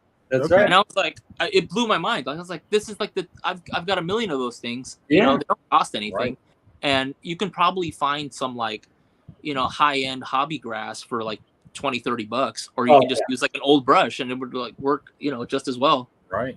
Yeah. Or brooms. Yeah, absolutely. Or broom. Yeah, use some broom. Yeah, there you go. Or like, you know, if your significant other has blonde hair, just cut a little bit of hair. There you go. Absolutely. They're asleep. Yeah. It might get a little bad after a while though, because you know that'll break down. Yeah. Yeah, just enough so it's not noticeable. Yeah, Right. exactly. Trim a little, like, you know, just a little. Yeah, just a little bit. Wakes up the next morning, you know, no hair left, looks like me. Yeah. You keep messing up, and you're like, I need some more. You got to source what's around you, right? If it's family, or if it's exactly, you're like, card, you got to source what's around you. Now this one's amazing. Spectacular work here. So tell us a little bit about it. Yeah. So this is you know, this is the kind of the progression of like starting with the figures that you know, starting with those Nickelodeon 2012 figures, working myself to the like the 80s 90s vintage line, and now, you know, arriving at like the NECA line, which I love. I mean, obviously I love. It's like the whole thing behind me, you know. Yeah, it's the Casey Jones figure. What's funny about that figure was it was hitting shelves right in the middle of like the pandemic, like right when it's like, you know, we were like a few months in, you know, and you had to like, there was these toy drops still. It was kind of like where we were kind of in the middle of like figuring out like how should you go out, should you not go out, you know, that kind of thing. And I was like, man, I gotta find this figure, you know. And so I'd like go out, like, you know, cover up, go out there, go to the store and go like, crap, nothing, you know. And so I was going to the different, they were at Walmart only, so I was going to the different Walmarts and trying to find it. And you know, I always tell people like, make friends with someone at the store. Make friends with Walmart's the toughest place because no one's friendly there. Everyone is miserable. The lighting is horrible. Everything about the whole thing is like, you know, so it's tough. But by chance, like I found like this older woman who worked at the electronics section, and I asked her like, when do you guys get shipments for those toys that are right here in the section? And she was like, Tuesdays and Saturdays. And I'm like, cool, I'll be here every Tuesday and every Saturday until I find these things. So I was going over and over, and I probably went for like a month or two, like trying to find these figures. And I finally like I went to one that's down the street from me, and I was like looking for him, and there was this like jerk like electronics guy that just looked like he looked like his like music career never took off or something. Like he just looked really upset, and it was like he's like, you looking for those turtles? And I was like, yeah. And he's like, somebody already bought them. And I'm like, all right, man, like cool, you know, like. And he like took, because he'd see me and I'd ask him. So he took like such great pride in like telling me like and like breaking my heart. Like he loved it. Like it was probably like the highlight of like his entire absolutely week, probably, you know. It's going like, the turtles are gone, man. And I'm like, Yeah. All right, dude. Well, Cool. yeah, he works at Walmart, so Yeah, he works at Walmart, so it completely took joy in that. And so like I got back in my car and like went like to the other Walmart across town that I knew got stocked that day. And I went and I looked around and I was like, and there was like other guys that looked like me, like going like, you know, these older dudes in like some turtle shirt or something, like, looking around and like, man, there's nothing. And like turned the corner and I saw the packs that I was looking for, which is the Casey Jones and the Raphael and the trench coat pack. And they were all electronics, the behind the counter on top of like that little display case they have. And I was like, I need those. I want those. And the guy was like, all right, cool. Here you go. And I was like, I want both of them because I only had two. And I had a buddy who was looking for them in town as well. And so they give them to me. And then he scans them and he's like, ooh, $50.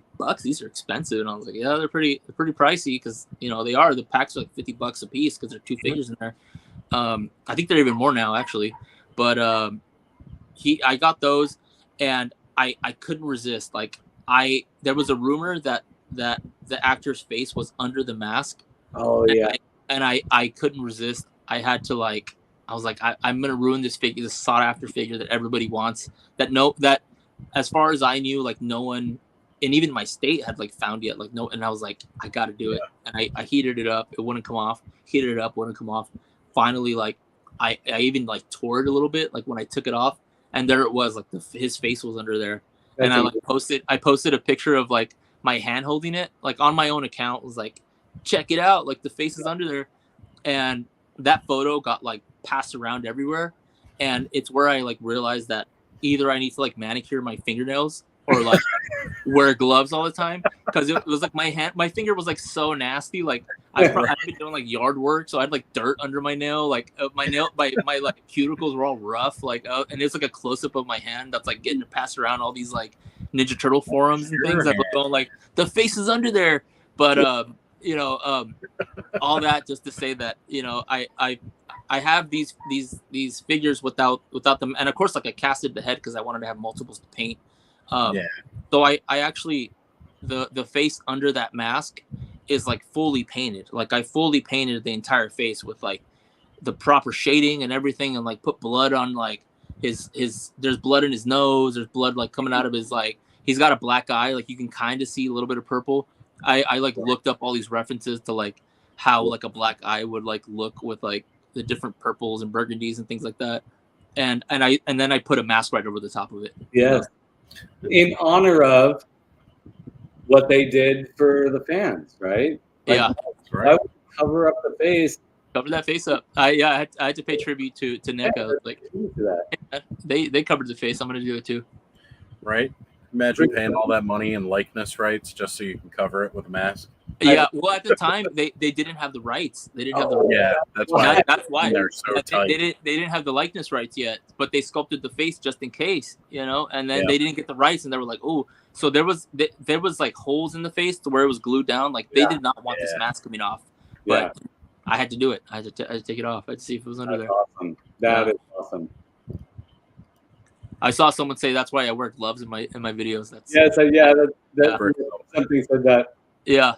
Wear gloves. Yep, that's true. Yeah, it's just better. Just have that because there's always someone who's gonna be like, oh, when you're like, dude, I paint for a living. Like my hands get dirty, you know. I think you did a good job. I did think you did a good job manicuring yourself. That one's that might have been like after, you know. Yeah. Sorry, but that was like after that, but pre glove wearing, you know. So I was still wasn't wearing gloves yet, but it was just a repaint of one of the weapons that I think comes with one of the sewer turtles, but also comes with half court this would have been a good slide to show while we were talking about the stickiness of some of the weapons and stuff like that.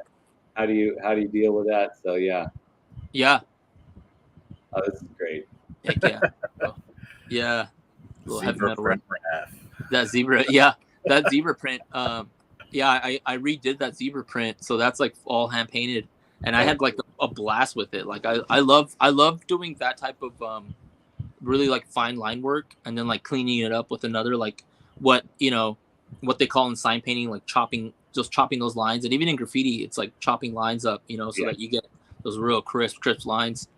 Yeah, I'm very impressed by this because partially because just from where I'm coming from, I chose diorama making or model making because I got shaky hands. Yeah. And painting details like this is very intimidating for me. Fine, and you know some of my paintings. You know, there's not a lot of fine lines. Yeah. That's there's for a reason, because if I get in there real small, I mess it up usually, and it can be very, very, very frustrating for me. So when I see work like this, I'm just like, yeah, I just drool over it because it's so well executed and the detail is so spectacular. Yeah, something that I found while I was doing sign painting. I actually worked under a sign painter, under Francisco Vargas. I worked with him for years, and he would get these lines that were just like crisp. Like he would just go, ah, and then like it'd be the straightest line, you know, or he would just like wouldn't use a level or anything and just go, and and I'd like hold a level to it, it'd be level, it'd be perfect. Amazing. Yeah, and I could never get to that because I was always the same, like trying to do like you know, just kind of being real loose with it and doing, you know, loose brush, loose spray can, loose pencil, whatever. So when I started working with him, I couldn't get those lines. Like I try, and I have pretty steady hands, but what I found was like when I would go really slow, I couldn't. My breathing would interrupt the brushing. Brush work. Yeah. What I would do is I would hold my breath, so I would just go like, and like not breathe the entire time. And I kind of carried that over with painting figures and doing all these things. And it's something that I didn't really realize that I was doing until I started taking these like yoga classes, and they were like breathing, and I realized like that I don't breathe very well. I just like was because from years of painting and like holding my breath, I'm going like that, just like holding it, and at the end of the line going like that kind of thing. So I was really, you know, I mean, I'll still do that. I'll still like when I paint, I'll like hold my breath just so I get that brush, you know, that real clean brush work. So I gotta try that. If my wife finds me, you're like on the desk like like he was holding his breath too long. Yeah, exactly. Did he pass out from the paints, or was he holding his breath? Yeah, I don't know. Yeah, they're like smelling the paints. So like, these don't even smell like anything. It's so weird. Passed out. Oh man. And this is great too, because you're using, you know, just these, like you're giving life to these very basic, like additional little figures. Yeah, the little buddies that a lot of that line, a lot of the old Playmates line would come with those little buddies, and they're great. And what's great about them is like there's so much little details sculpted in there, but you'd never know, just because they're not painted, you know, and they're just in that whatever the you know color it was molded in. So yeah, I mean I you know paint these little guys and like get out like the I have like a little headset that has like the magnifying glass on it, and kind of get them out and start painting all those little details. Yeah, I know I've talked with Corey before, even you know, about Playmates and the way they used to sculpt their toys. You know, it's even evident with the Toxic Crusader toys too. They have all of these fine details sculpted throughout their toys, but they didn't paint them all. So they just kind of blend in with it. I know, especially from the TMNT line, is it Muckman and the cockroach character? Like, I cannot remember his name, but yeah, there are so many details all throughout the toy that are just cast in whatever plastic and not painted. Yeah. So it's really nice to see you bring a lot of those details to life. And again, even showing it on, like you said, the little buddy figures, which were always solid cast figures, no painted detail. And you just miss out on so much of that. So to see that brought back, I mean, that's phenomenal. Yeah. Yeah. And then these here are just like these little pins, like bowling pin style that Magician Raph came with. One of the older figures. So these are like tiny, like they're tiny little things. And I just started painting them, and I didn't realize until because I was like, I'm gonna just paint detail on them, And it wasn't until I really looked at them that I realized that they were Bebop and Rocksteady. So then I had to paint the Bebop and Rocksteady colors on them. Right. That's awesome. So Eric, welcome, Eric. Eric popped in a few minutes ago. Is it going for a cell shaded look? Because that's what it looks like. I'm not sure what he's referring to there. Do you know, Robert? I mean, yeah, I mean, it's like cell shading. I would consider cell shading more like what like older animation would look like, where you kind of have like, you know, a slightly darker variation of the color, kind of chopping in and creating that shadow illusion. I mean, I'm going for that now. Like in some of the stuff that I'm working on, I find it pretty difficult to do. Like there's a lot of guys that paint Transformers that do that, where they do like this insane cell shading where, you know, I'm trying to figure it out because I actually have one of those like third party party wagons, the turtle party wagons that I just bought, and I saw people doing like the black lines on it, which is cool. Like I like the black lines, but I wanted to take it a step further and do like the cell animation, like really like chopping those colors, just to kind of challenge myself with painting and whatnot, you know. But yeah, I mean, with some of the colors, I do go for like a muted type of look. I always call it like muted to bright, because it just kind of hit those muted colors, but then I kind of try to brighten it up a little bit, or muted shades. So I mean, I would love to attack some of these guys with the cell shading more than I do now. I feel like some of the colors are a little, kind of straying away from like the really dark to light, like extreme contrast type of thing. Right. But yeah, and this guy's like one from that kind of still dirtying it up, you know, still being pretty nasty with the paints. And there's some of the Toxic Crusader, a guy that commissions me a lot, Collector Dibs. He sent me all his Toxic Crusaders to repaint, and he just asked that I stick to really bright colors, and that was kind of like a cool little like revelation with my approach to some of these things. And with these guys, like I tried this one, you know, obviously there's browns because it's like it's junkyard, so I had to. Yeah, he's a dog. I had to give him the brown shades, but I was starting to start gravitating more towards like brighter colors, you know, and then some of that yellow, using like orange for the shading rather than like using black or browns or anything like that. Yeah. The blue, I was putting some black in there, but I was also like using really dark like navy like blues for those jeans. Right, but it really makes the jeans pop, you know. Yeah. Really? And then that tongue, if you're familiar with that figure, that tongue is like a rubber. Yep. Which is impossible to paint. You can't. I mean, you probably can paint. What I everything that I tried didn't work for that tongue. So I actually took the tongue out and I casted it in resin. Nice. Okay. And then I heated it up and I bent it how I wanted it to look, and it just like popped it back in there. So that tongue, the reason it holds that shape is because it's resin. Fantastic. Yeah, I was going to ask about that because again, this was one of my favorite figures growing up. Actually, there was something about this, and all the Toxic Crusader figures were so very bright and vibrant. Mm-hmm. Oh yeah. So to see the detail you were able to bring out and still keep it so vibrant is really, really incredible. Yeah. Thank you.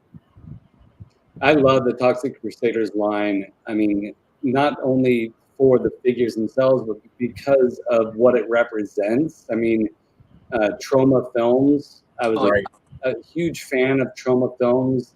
Right out of high school, I discovered them, and it began with the Toxic Avenger, and I just love their. I mean, you know, Rick something was mentioning it earlier. The punk rock ethic of doing it yourself. You know, using what's around you to make something relevant and interesting and fun. And they did that, and then they got a freaking cartoon and then action figures from top. And you watch that original movie and you compare it to... It's so insane to think of like that movie led to like a kid's cartoon. Like it's so crazy. I've shown that movie to like friends. Like, on, like, have you seen this movie? And they'll go, no. And it was I don't know if it still is on YouTube. but it was on YouTube for a while, so I'd go like, let's check it out, and it was always like across the board. Anybody that watched it who didn't know what it was would go like, "What is this? This is you like this? Like this is yeah." It's a genius in its own way. Oh, yeah. You grew up with the action figures of the cartoon, and you're like, "Yeah, that's great. I love it. It's so weird." And then you watch that original movie, and you're like, "Oh my God." Yeah. I love that about this. Like, someone's got to make a documentary about all that. If that hasn't been. Oh yeah, there's got to be something. So many different toy lines like that from the 90s too. Like if you'd watch the Swamp Thing cartoon and you collected the Swamp Thing toys, and then you went back and you watched that original Swamp Thing movie, and you were like, "Whoa!" I think someone did something on that. It might have been like Pixel Dan or something that made like it was like rated R movies that had toy lines. Oh yeah, Rambo and like I think Terminator 2 was rated R, and then like RoboCop and Predator and like all these. Yeah, that's right. Yeah. Yeah. There you go. Brick something picking up on the Melvins there. That's awesome. That's right. And then Brick something else said Sid Phillips from Toy Story was actually a genius. Yeah, he was misunderstood completely. Really? He's just a customizer. Absolutely. And look at look at the detail work here. It's phenomenal. Yeah, the guy's tiny. Look at a little fish shank. Yeah, if I tried to paint this, it would look like I don't even want to say it. Yeah, and some more of those little buddies. Yeah, that's right. Awesome. Oh wow! My favorite characters and what you did with him is awesome. Oh, thank you. Yeah, a little Baxter Stockman. What's crazy about that figure is he has a wedding ring on. That's true. Look at that. Yeah. Oh wow. He's wearing a wedding ring. It's like sculpted in. Never once figured for him for being married. Yeah. Right. Again, that little detail. Yeah. Well, that's why he's smiling. That's why he's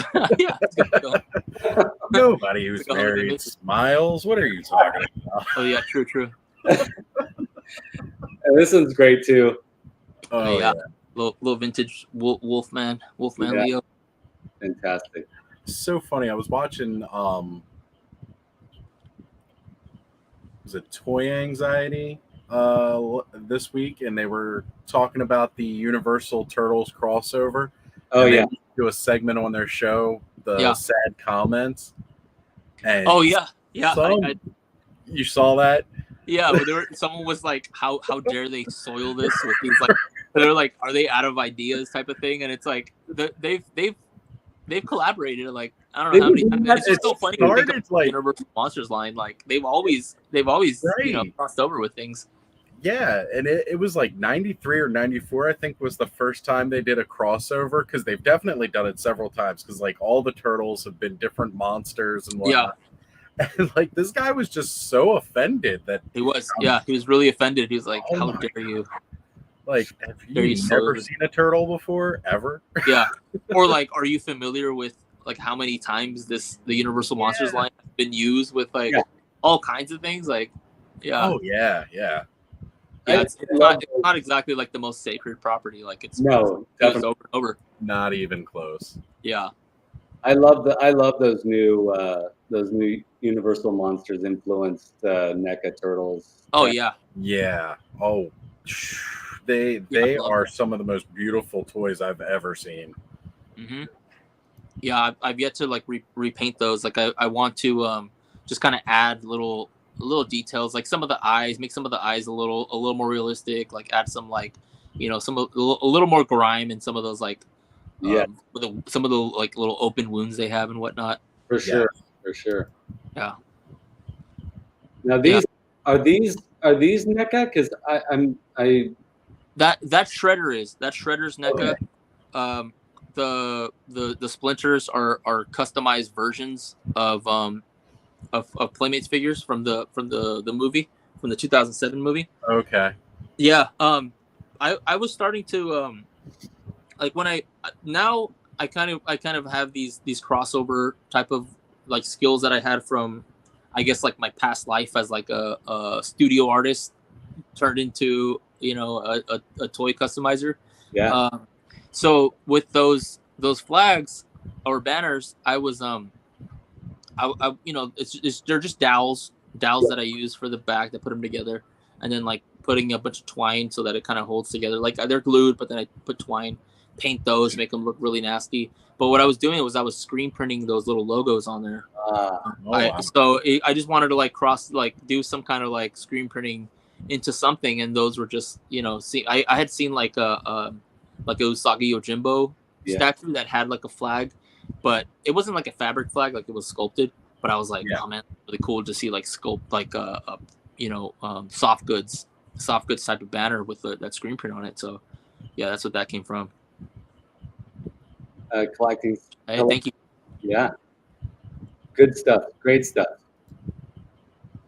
Oh, here we go. So this is the movie Turtles, or the very, very popular and beloved across the board Turtles. Yeah.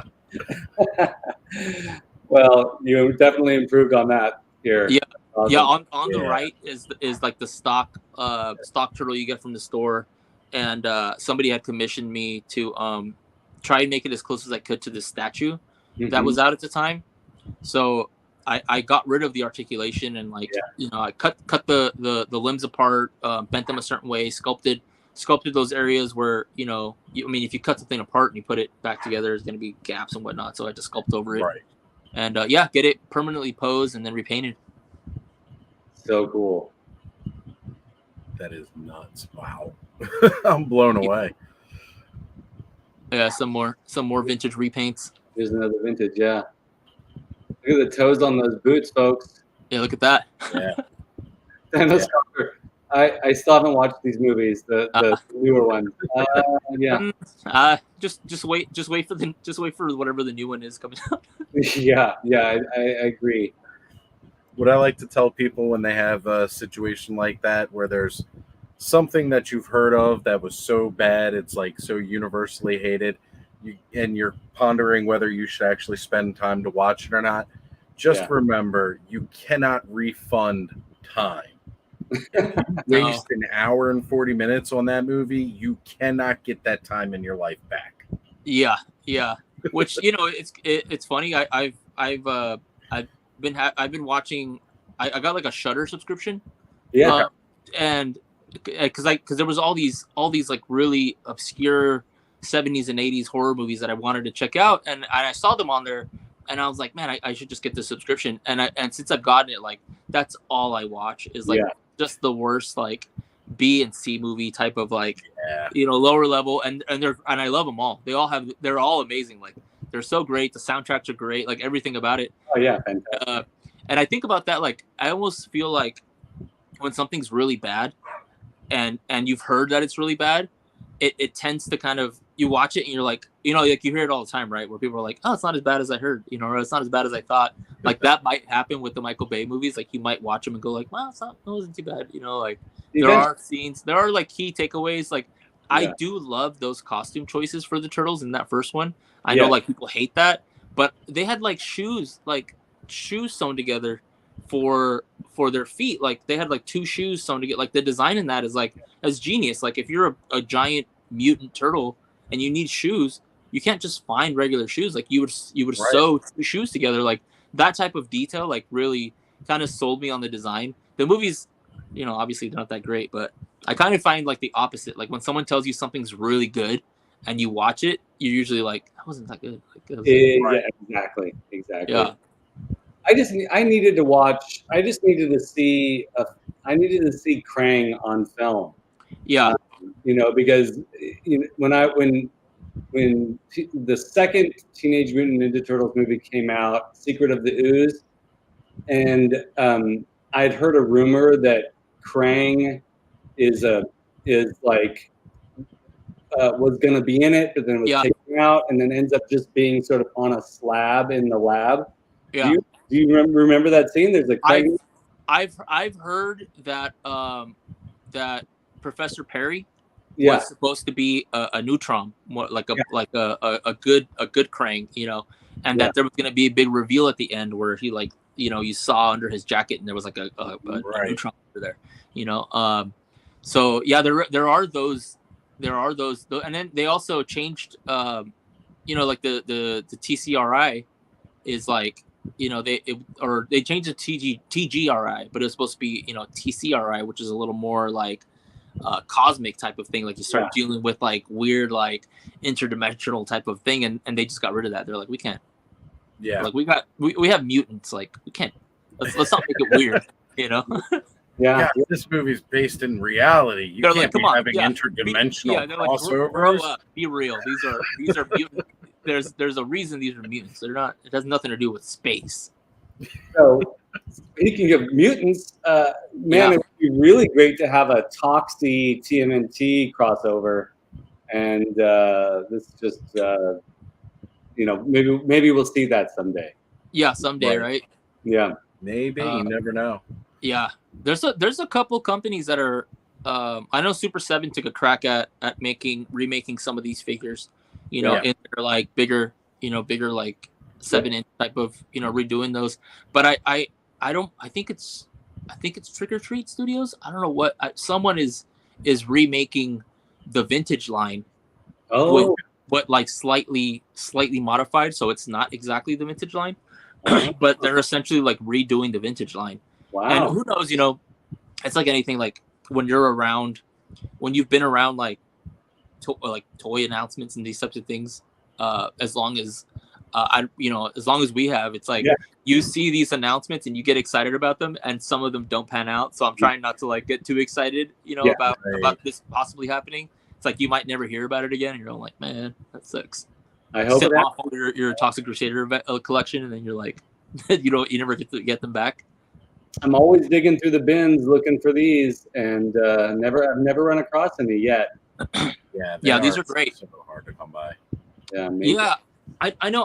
I've never found like anything that cool and like at like a thrift store or anything like that. Like I see people in like the Midwest like go to like their like Saver stores and find like Ziploc bags of like vintage figures and accessories and all these things, and I'm like, man, I don't ever see anything like that here. Like I don't know if it's just like a California thing. Like we never find anything cool here.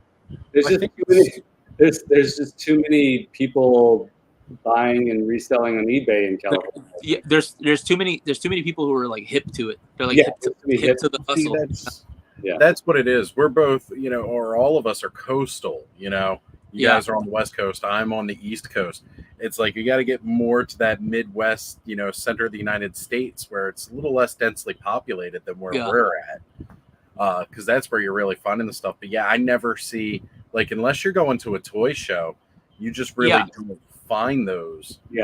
And you know, when you're going to a toy show, you're paying a full premium. Yeah, even like yard sales, like I've bought some vintage figures at yard sales for like, you know, pennies, like buying like the full on like, you know, 11-inch Krang for like $1, you know, that type of thing. But that was like years ago also. Like now you go to a yard sale and it's like you're going to a toy show. You go there and you're like, how much is this? And they're going, oh, that's $30. And you're like, $30?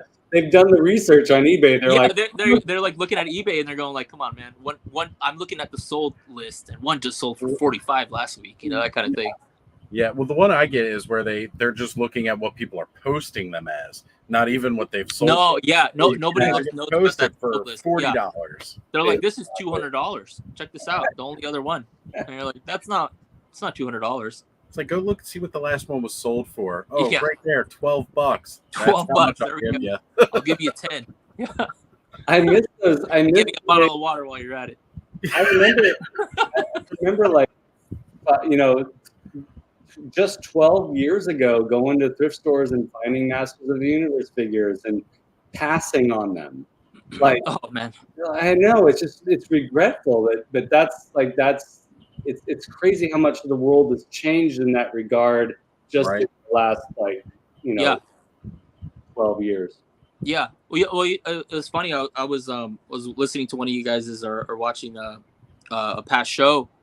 And you guys were talking about the classics line, the Motu classics line. Yeah. And I remember walking into Big Lots and they had tons of the Motu classics. Yeah. The Matty at the time was Matty Collector. Yeah. Like Matty Collector was like starting to go under and they shipped off a whole bunch of like exclusives to Big Lots, and it was like a big thing. Like I remember going online and like checking forums, and people were like just pissed because they had paid premium price for these exclusives, and they just shipped them off to Big Lots. Like they had all these leftovers in the warehouse or found them or whatever, shipped them off to Big Lots, and they were like dirt cheap. Like I was picking these things up and just going like, you know, do I need like just looking through them like nothing. Like, you know, you look back at it and you kind of go, I should have bought everything that was there, but you know, there was just, it's like an embarrassment of riches type of thing. Where you see so many and nobody's buying them, and you're like, I don't need it. It's so true, and you know, I feel like people like toy enthusiasts like us,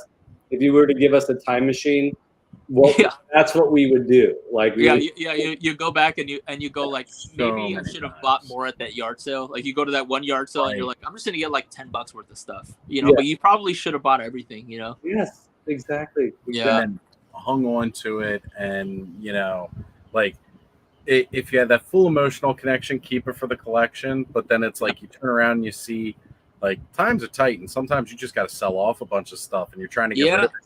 And then like a week or two later, you're looking at somebody's basically reselling the stuff you just sold off to get rid of. Yeah. And they're making bank off of it. Like, I wish I'd done a little bit of research.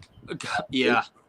Yeah, definitely. I know. I think we've all been there where you like give something away, or you like, you know, I know as a customizer, like I've ruined some things and don't even end up using them. Yeah. And then like a couple years later, especially with like Marvel Legends, because those things just like, they're worth, you know, they're like worth a small fortune one day, and then the next day they're like worth nothing. It's hard to know. Some of those where they're just like in my fodder bin, and I'm looking at it and going like, man, I just like cut apart like a $80 figure for like nothing. I didn't even end up using it, you know, that kind of thing. Yeah. So now let's look at this, and I knew this would resonate with Oz because he just showed me a design that he's working on for his channel, for his logo, and it's a nice nod to My Pet Monster, and anybody that you know experienced My Pet Monster has those colors and that image sort of burned into their brain. Yes. So this is brilliant. Tell us a little bit about what's going on here. So I painted these guys. It's actually a design done by Collector Dibs. On Instagram, you can find him. I don't think he designed it, but he's the one who put them out. So I had, this is like one of the first like jobs that I took on where I was painting like a small army of these things. So I was just like, I had the entire desk just full of these guys, and repainting each one. The arms, they're all like and the head is like magnetic. So you know. That was one of the other things I had to kind of figure out was how to have something be painted and be magnetic. But then when you because a lot of those little like rare earth magnets, like you put them on and it just goes like that, and you're like, oh, and you look at it and then your paint like cracks off and whatnot. So I had to like figure out how to do it, and the super glue trick worked really well with that, like putting that on, coating it with super glue before you put it on so that it doesn't just like smack all the paint off of it. But yeah, painting these guys, I did a whole bunch of them, you know, as fast as I could, and then getting them back out to him, and they're on this like wonderful card. Like the ones that I have, I actually had like, you know, I have my own that I haven't even like, I used one arm from one of them because one of the arms was weird on one of these things. So like I have like these like half done comps that are mine, like that I haven't even finished, and I look at like the finished thing, and I'm like, I want to have that on my wall, but I haven't even finished my, you know, the ones that belong to me. I haven't even done them yet. So this is beautiful. Yeah, I love it. I love that style, and I love seeing people go through with like the entire presentation when it comes to like something like this, where it's like a custom kind of bootleg, kind of like in the middle, because it's not really a bootleg of anything, but it's more of like a kind of like a mashup custom figure, you know? Right. Mm-hmm. It's great, and I love the sort of like Little Shop of Horrors plant. Like plant attachment too, or is it like is it just an accessory, or is it like attached to him? No, it's a little accessory. It's like a little accessory weapon. Cool. With Slash, like he has like a little binky. It's like a Yeah. little palm tree he carries around. So it's like a kind of a play on that, kind of a play on his binky, but mutated. Slash is one of my favorites. Slash is awesome. Oh, So now this is the last slide out of the batch that you sent my way. Can people order this? This one is sold out. There will be more. He's working on more on he's got to cast them. He's got to cast all of them, and then he sends them to me, and I paint them. But he is planning on having more up for sale. I believe towards the end of the year, maybe the beginning of next year. But they'll be available again. They sold out pretty quick. Yeah. Like when he put them up, they sold out quick. You know, and I came on to paint them, and then it's kind of one of those, like, you know, you can, because I get people asking about commissions and whatnot, but I'm just so, like, I'm so bogged down with all the current commissions, and then just trying to do my own personal work, and then of course like working a job and whatnot. And it's like I paint for work, paint for fun, paint as like a side gig. It's like there's only so much time in the day, so I've pretty much closed my commissions for the past few years. Like I just haven't been able to take on anything new. So it's kind of, this type of thing is like a 2-for-1. You get this awesome figure, and then if you wanted a commission from me, you kind of get that done at the same time, you know? Absolutely. Yeah, that's cool. That works out really well. Yeah. Well, I mean, I would definitely love to pick up something like this. You know, Skele Vader mentioned before about, you know, something I'm currently working on. And I was always a huge fan of my pet monster. So, like, this right here, to me, when I'm talking about customs being a work of art, like this with the total package, you know? Yeah. Yeah, and the labor of love that it is to put something like this into production. Because, you know, I mean, Collector Dibs clearly worked hard to get this product out, and then your hard work and effort in making sure that that paint app is mint. And I mean, again, I'm not sure who's doing the card back and everything like that for it. Like, you know, this is like a team of artists come together to put together this dream project. And it's beautiful, you know? Yeah. To me, this is just as good as, like, you know, any piece of fine art that somebody can find, because the craftsmanship behind what it takes to put something like this together. You're a singular artist, like you said, in a garage painting an army of this figure, and all those paint apps kind of have to match. It's not like, you know, Mattel sent 2,000 or 3,000 figures off, you know, or an order for 2,000 to 3,000 figures to be made. When those things get painted, they're not painted by hand. They're painted by machines and everything else that's going to go through and apply this paint in a certain way. So, I mean, like, you know, this is, to me, what I like is fine art, because you're repeating these same brush strokes almost on multiple figures, you know, and you've got to stay consistent with it. Yeah, definitely. It tends to get, when you start comparing all the figures together, it definitely gets like nerve-wracking. You're like trying to, like, you know, you're trying to match up, and you see that one that's like perfect, and you look at one other one, and you're like, is that one, you know? So then you're going back and forth to where you're doing. And it's funny because when I was doing these, I was almost doing like because people knew that I was painting them. So I'd post updates and just kind of show them as they were progressing. And like people would like ask, like, you know, how many coats of paint, and I'd tell them it was like, you know, whatever it was at the time, it was like some insane amount where it was like, oh yeah, this is the 15th application or something, and it wasn't even done yet. And they'd go like, how is it 15? There's not 15 colors. And it's like, no, that you're doing a darker blue, and then you're doing a mid blue, and then you're doing that highlight blue, and then you're moving on to the purples now, and then so you're just kind of adding all these different colors and different shades, and just kind of building them up to where, you know, it takes a while, you know, more so than if you were just kind of knocking them, you know, doing the orange just an orange, doing the blue just a blue. It's like, it isn't really as simple as, I guess, the finished product from a far away viewpoint, or like to an untrained eye. Like when you look at it, you go like, oh, that's pretty cool, painted it. But then you show it to like an artist or someone who appreciates it, and they see it, and they really see everything that went into it, you know. That's right. Even just like the blister card, like the plastic bubble, like that took effort, you know. Doing the tray that it goes into is like an effort. Like everything, it has to be like a complete passion project, or else, you know, I don't know what Collector Dibs even make. I think he breaks even if that, when you know you go to like hiring a painter, hiring a graphic designer, hiring someone to do 3D modeling. It's like all these things take so much effort. Yeah, right. There's cost. It's not, and it's not even just money. It's time investment too. Oh yeah, you know, yeah, definitely. Yeah, it's time investment.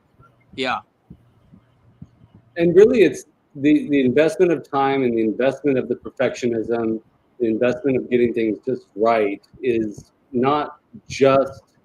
I mean, I think that that certain art forms have a tendency to pull the maker away from the joy of making, and the urgency to make this product and any of your commissions perfect from your perspective comes from a love of it. Yeah, and that's like the basis of all successful art endeavors. There needs to be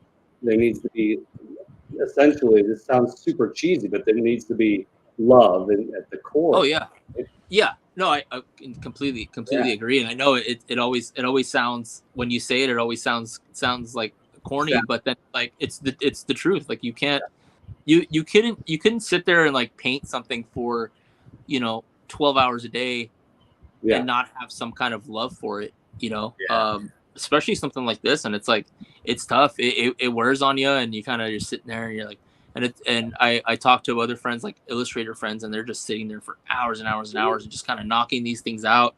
And they have to have a complete love to do those things, and to sit there and do it, because it is like, you can't really fake your way through it. You know, there's like, I mean, if there was a way to like fake it and make it faster, I would have been doing that years ago. There isn't. You have to paint it. You have to like touch every area of that figure to like make it look good. There's no shortcuts, unfortunately. Or fortunately, maybe that kind of cuts the people who aren't passionate about it. I think, and also I think it is fortunate, because I think that it's the passionate rigor that makes it good. So I mean, it's the classic thing. Like whenever you hear, you always hear somebody say like, "Oh, I can't draw. I can only draw stick figure."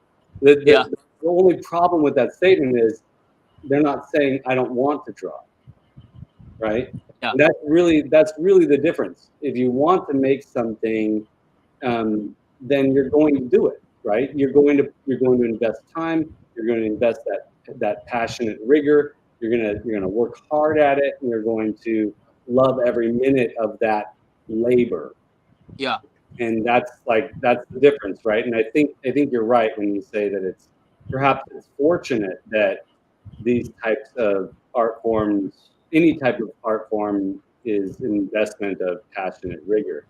Yeah. Because other people won't want to do that. They'll want to do something else, and that's cool too. Yeah. Yeah. And I've seen plenty of just like over the years of being in college, being around, being in an open art studio, and being around other artists, you see that I've seen it, and I'm sure you've seen it like plenty, is like you see people who get really excited about making art, and then they get everything, right? They get like the most expensive easel, they get the most expensive paints, they get the most expensive brushes, they get everything.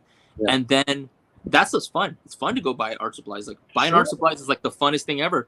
And then you like get there and you sit in your studio, and it's just you, and you're like in your chair, and you're looking at your canvas, and you're looking at your paints, and you're like, I don't even know where to start, or I don't even want to do this. Like I don't even feel this is like crazy. Like I'm gonna sit here and like make something now. Like I've seen it plenty, and at the time, like being like a poor artist, I would be like, yeah, I'll take those brushes and those paints. Yeah, for sure. You know, because then people would want to give them away. They'd go, "Hey, do you want this stuff?" And you're like, "Yeah, I want this stuff." I love it when they come to you with, like, you know, like you said, the most expensive stuff ever, and they're like, "I bought all this stuff because I was planning on getting into it, and I'm not. Yeah. Do you want it?" I was gonna paint a portrait of my mom's dog, and I just can't do it. I hired somebody. You're like, "Oh man, yeah, yeah, these brushes are kind of good, or these pencils are all right." Yeah. Yeah, You're like, "What are those? Those are okay, cool. Yeah, let me go downplay these a little. Yeah." You're like, "Hey, yeah, Groombacher. I've never heard of that. I'll take that. That's fine." Yeah. I wonder if those are any good. Let me try that. Good. I don't know.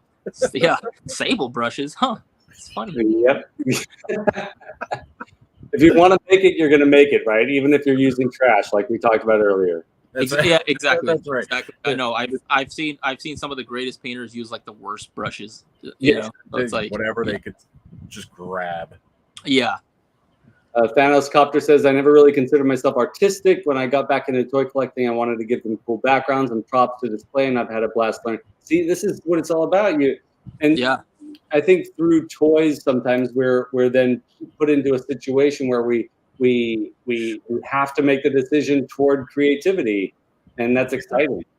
Yeah, it's all, and yeah, I've seen some guys that are just like, man, you see their stuff, and you wonder like why they're not in like the industry, you know, like working, like making like movie backgrounds or something. But they're having all the, but you know, at the same time, it's like maybe it wouldn't be the same if they were doing it exactly at like quote unquote professionally, you know. Guys like Euler's Workshop, if you've seen his stuff, it's like the dioramas he makes are insane. Like they look like movie sets, and they're just like these little. And he's another guy that's like not afraid to share all of his secrets. Like he'll share everything, which, you know, especially like a lot of the diorama guys, but they're not even dioramas, like the miniaturists. The miniaturist guys, like they will not share their secrets. Like they will not tell you how they made that little tiny, you know, padlock, you know, in like 2000th scale or whatever it is, you know, some crazy, like they won't tell you. They'll never tell you. But the guys like that, like Euler, like he'll like share everything, and he'll show you from the beginning where it's like just foam and toilet paper and you know, Mod Podge, and then it's this beautiful like display of whatever, you know, and you're going, how did, you know, you just use these things that we can all get. They're not exclusive. You know, you can go to any hardware store, you can go wherever and like pick this stuff up. You can go out back and like grab some dirt, mix it with some painting medium, and like make like awesome, you know. Oh yeah. I've seen a lot of people do that for dioramas where they take, you know, just regular dirt or sand, mix it in with their brown paint, and now they're coating the groundwork and stuff like that. And it really works. That's right. It works, and it looks good.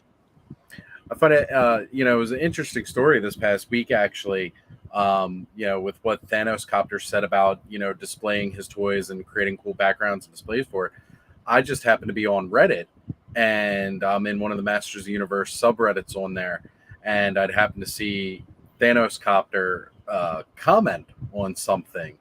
And I was like, what are the chances that this is the same guy? And, you know, so I was talking to him a bit on there, and I went on to his profile, and he had all of these pictures posted on Reddit. And I'm looking at his profile on IG, and he has nothing. And I'm like, dude, what are you doing? You've got to post this stuff to IG. This looks incredible. So, and then like a day later, Thanos Copter started posting some of his work. And if you go check out his IG, I mean, these are really creative, awesome shots that he did. I agree. Like the first one he did is that scene straight out of the first mini comic from Motu. And he's got, you know, the scaling works so well. The Savage He-Man from Revelations, Green Goddess from Origins, and then he's got like the weapons and the armor up against like the rock wall, and then behind that for the scale, he's got the Sky Sled and the Battle Ram from the Hot Wheels or the Matchbox cars, like that scaling right behind it, so that, you know, it creates that field of depth Yeah. So again, to talk about into the artistry with this, and especially with me trying to learn how to take some better photos of my toys, my collection, the simple things you can do like that, where you're taking things from completely different scales and such, but it really helps create the overall artistic effect that you're looking for. Yeah. That creativity is just so amazing. And Thanos Copter, thank you for starting to post on IG so that you really share this out with, more of the community to see. Because I mean, your work is really awesome. Yeah, I'm so glad that Oz talked you into that, Thanos, because I've been checking out your photos and they're awesome. It's, for those of you that are feeling hesitant to share your efforts with the world, first of all, you're putting time and sometimes money and you're learning a craft and you're investing yourself in this thing and really sharing it with others is terrifying. I get it. I mean, it was terrifying for me to start this channel. It's terrifying every time I make a painting, to be honest with you, or make a model. It's terrifying because I know that someone's going to see it eventually. And I think it's really important to share. It's really important to get past that initial fear and just know that, this is a good community and no one's going to judge you. And your effort is exactly that. It's a passion project, right? So share your stuff, folks. That's right. I want to see it.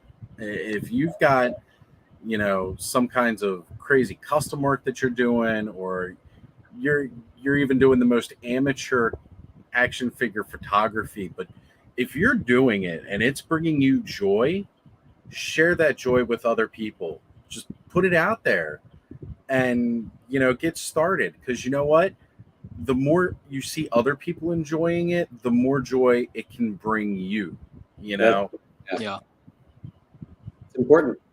So Thanos said his camera's not very good, but Oz told him to do it anyways, and he did. Glad he did. That's awesome. I mean, that picture I took earlier was just my crappy phone camera. I just had to use what I can, because I got to start getting the stuff out there. If you never take that first initial step, you never know what it could turn into. I've thanked Skele Vader like 1,000 times for giving me the opportunity to be a part of Toy Frenzy. And it was just simply, he had that opportunity with the $1 review and doing this thing together, and now look what it's come into. I'm nervous every time right before we go live, but each week, especially seeing you guys come back week after week, just makes it even easier for me to be here to just talk about toys and have fun. Yeah, going back to the beginning of what Duz said, he was sort of coming out of a disappointing disappointing period of time with his fine art, and he put something on eBay, took that risk of his first custom action figures, put them on eBay, and they sold right away. I think it was eBay. It was something like that. And then that's how these things begin. You're finding yourself not feeling fulfilled in one arena, and you try this other arena, and then boom. Oh yeah, here we go. Carol, your sister. Oz was born to do the tube. Yeah, for sure. I always said I was born with a face for radio, so. Well, all right. So we're tying things up here with DUZMACHINES84, folks. Thanks so much for being here. I am going to just take a quick moment. We're going to share this next slide. Oz reached out to Blake from Toy Collector magazine. Those of you who collect toys are all already probably very familiar, if not already subscribed to this. Oz, do you want to tell us a little bit about this? We're going to have Blake on our show next week. So that's right.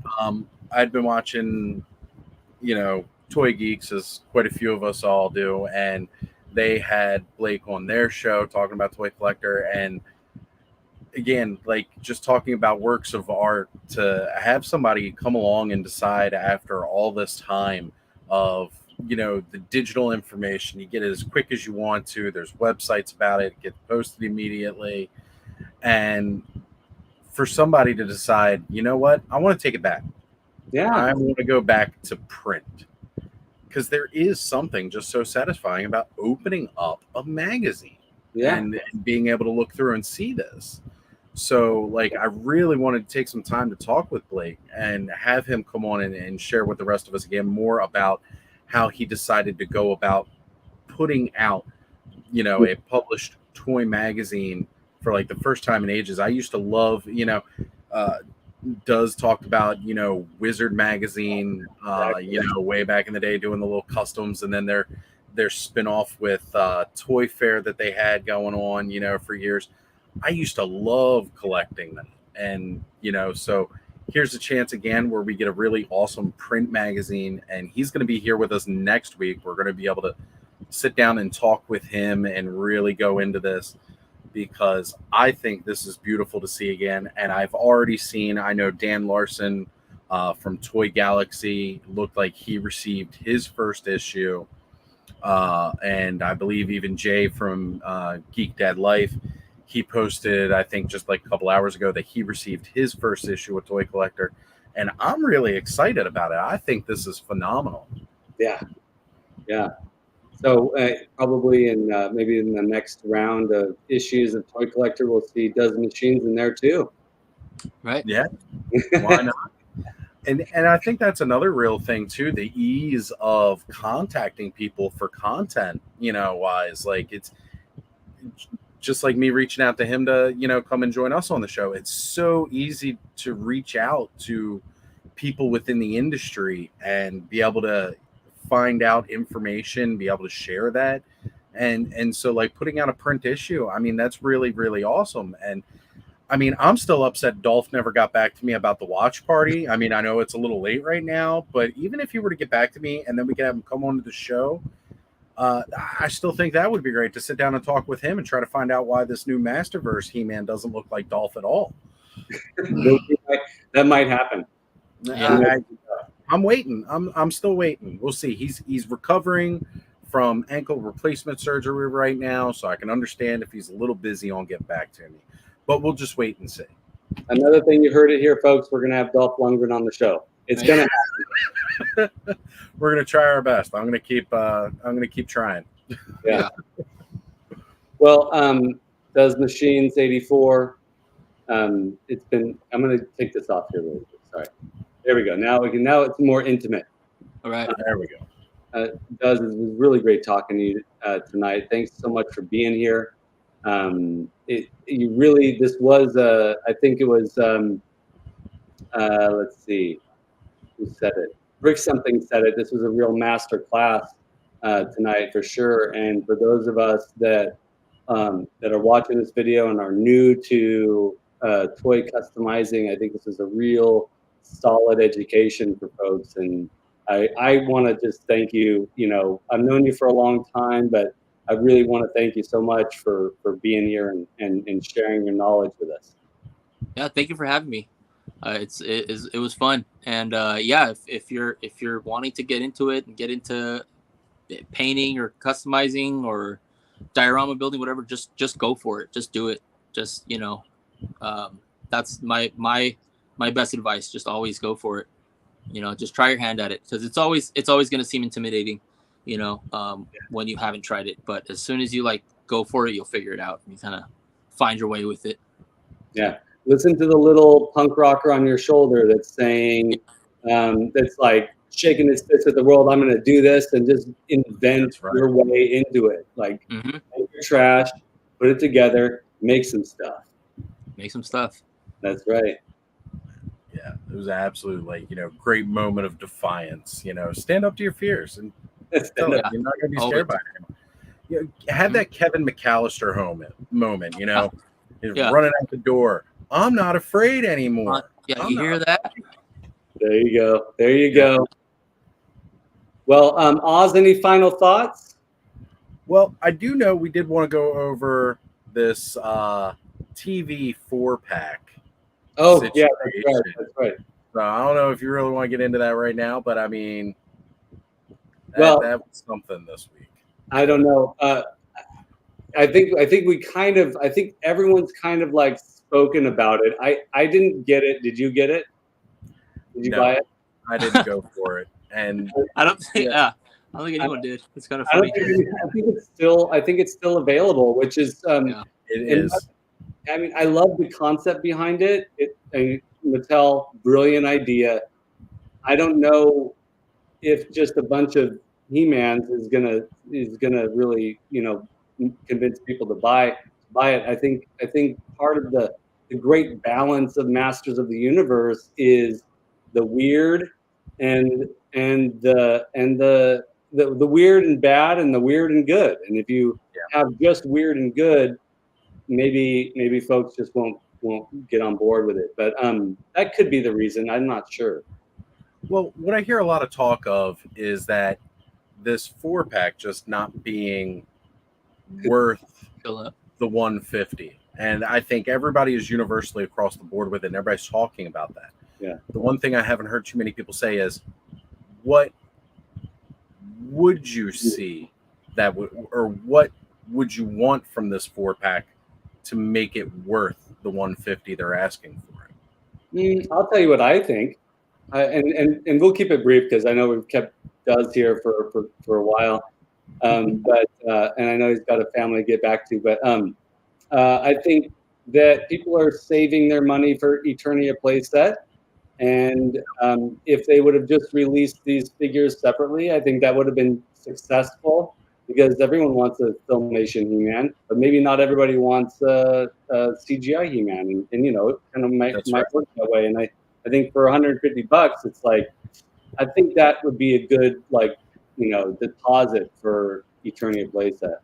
I agree. I completely agree. I mean, when you look at other exclusives that they've sold off of Mattel Creations, and I know, some people are comparing this to like the mini comic Triclops, the Wondar and, Koldar. There's a different element to this one. It is more like that Sunman exclusive that came out. Yeah. That was $30, okay, for that Sunman. But you also got an extra head sculpt, extra hands, flame accessory, and there was definitely a lot of bonuses to that figure to help supplement that cost. And even at that was only $30. Where if you break down the 4-pack, they're asking $37.50 per figure for really fancy packaging and VAC metal weapons.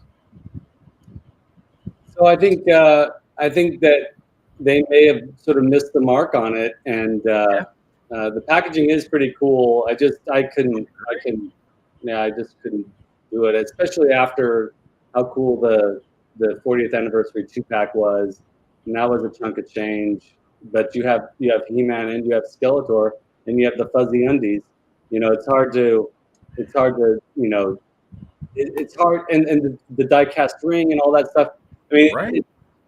I think there's a lot happening, Mattel, and maybe there's some buyer fatigue happening. I think so.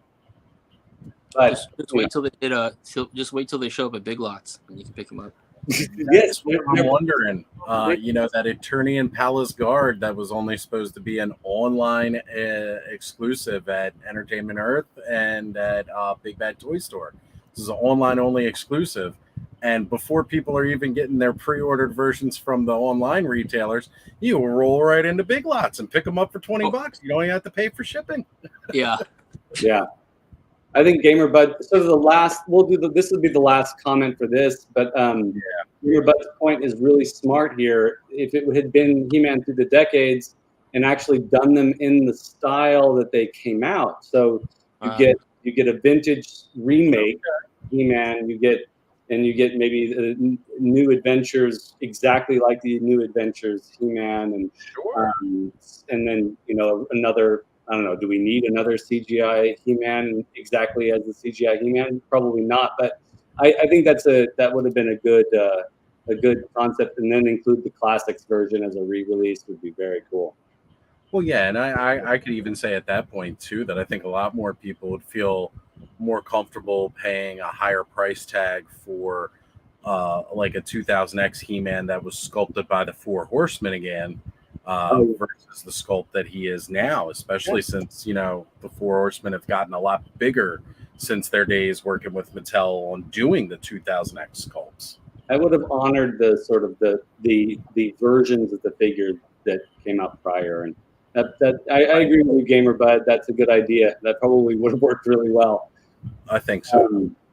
All right, so Duz, thanks so much for having patience with us while we vented a little bit about He-Man, and thanks so much for being here. And thank you all for chiming in the chat. It's been hopping, and thank you all for watching.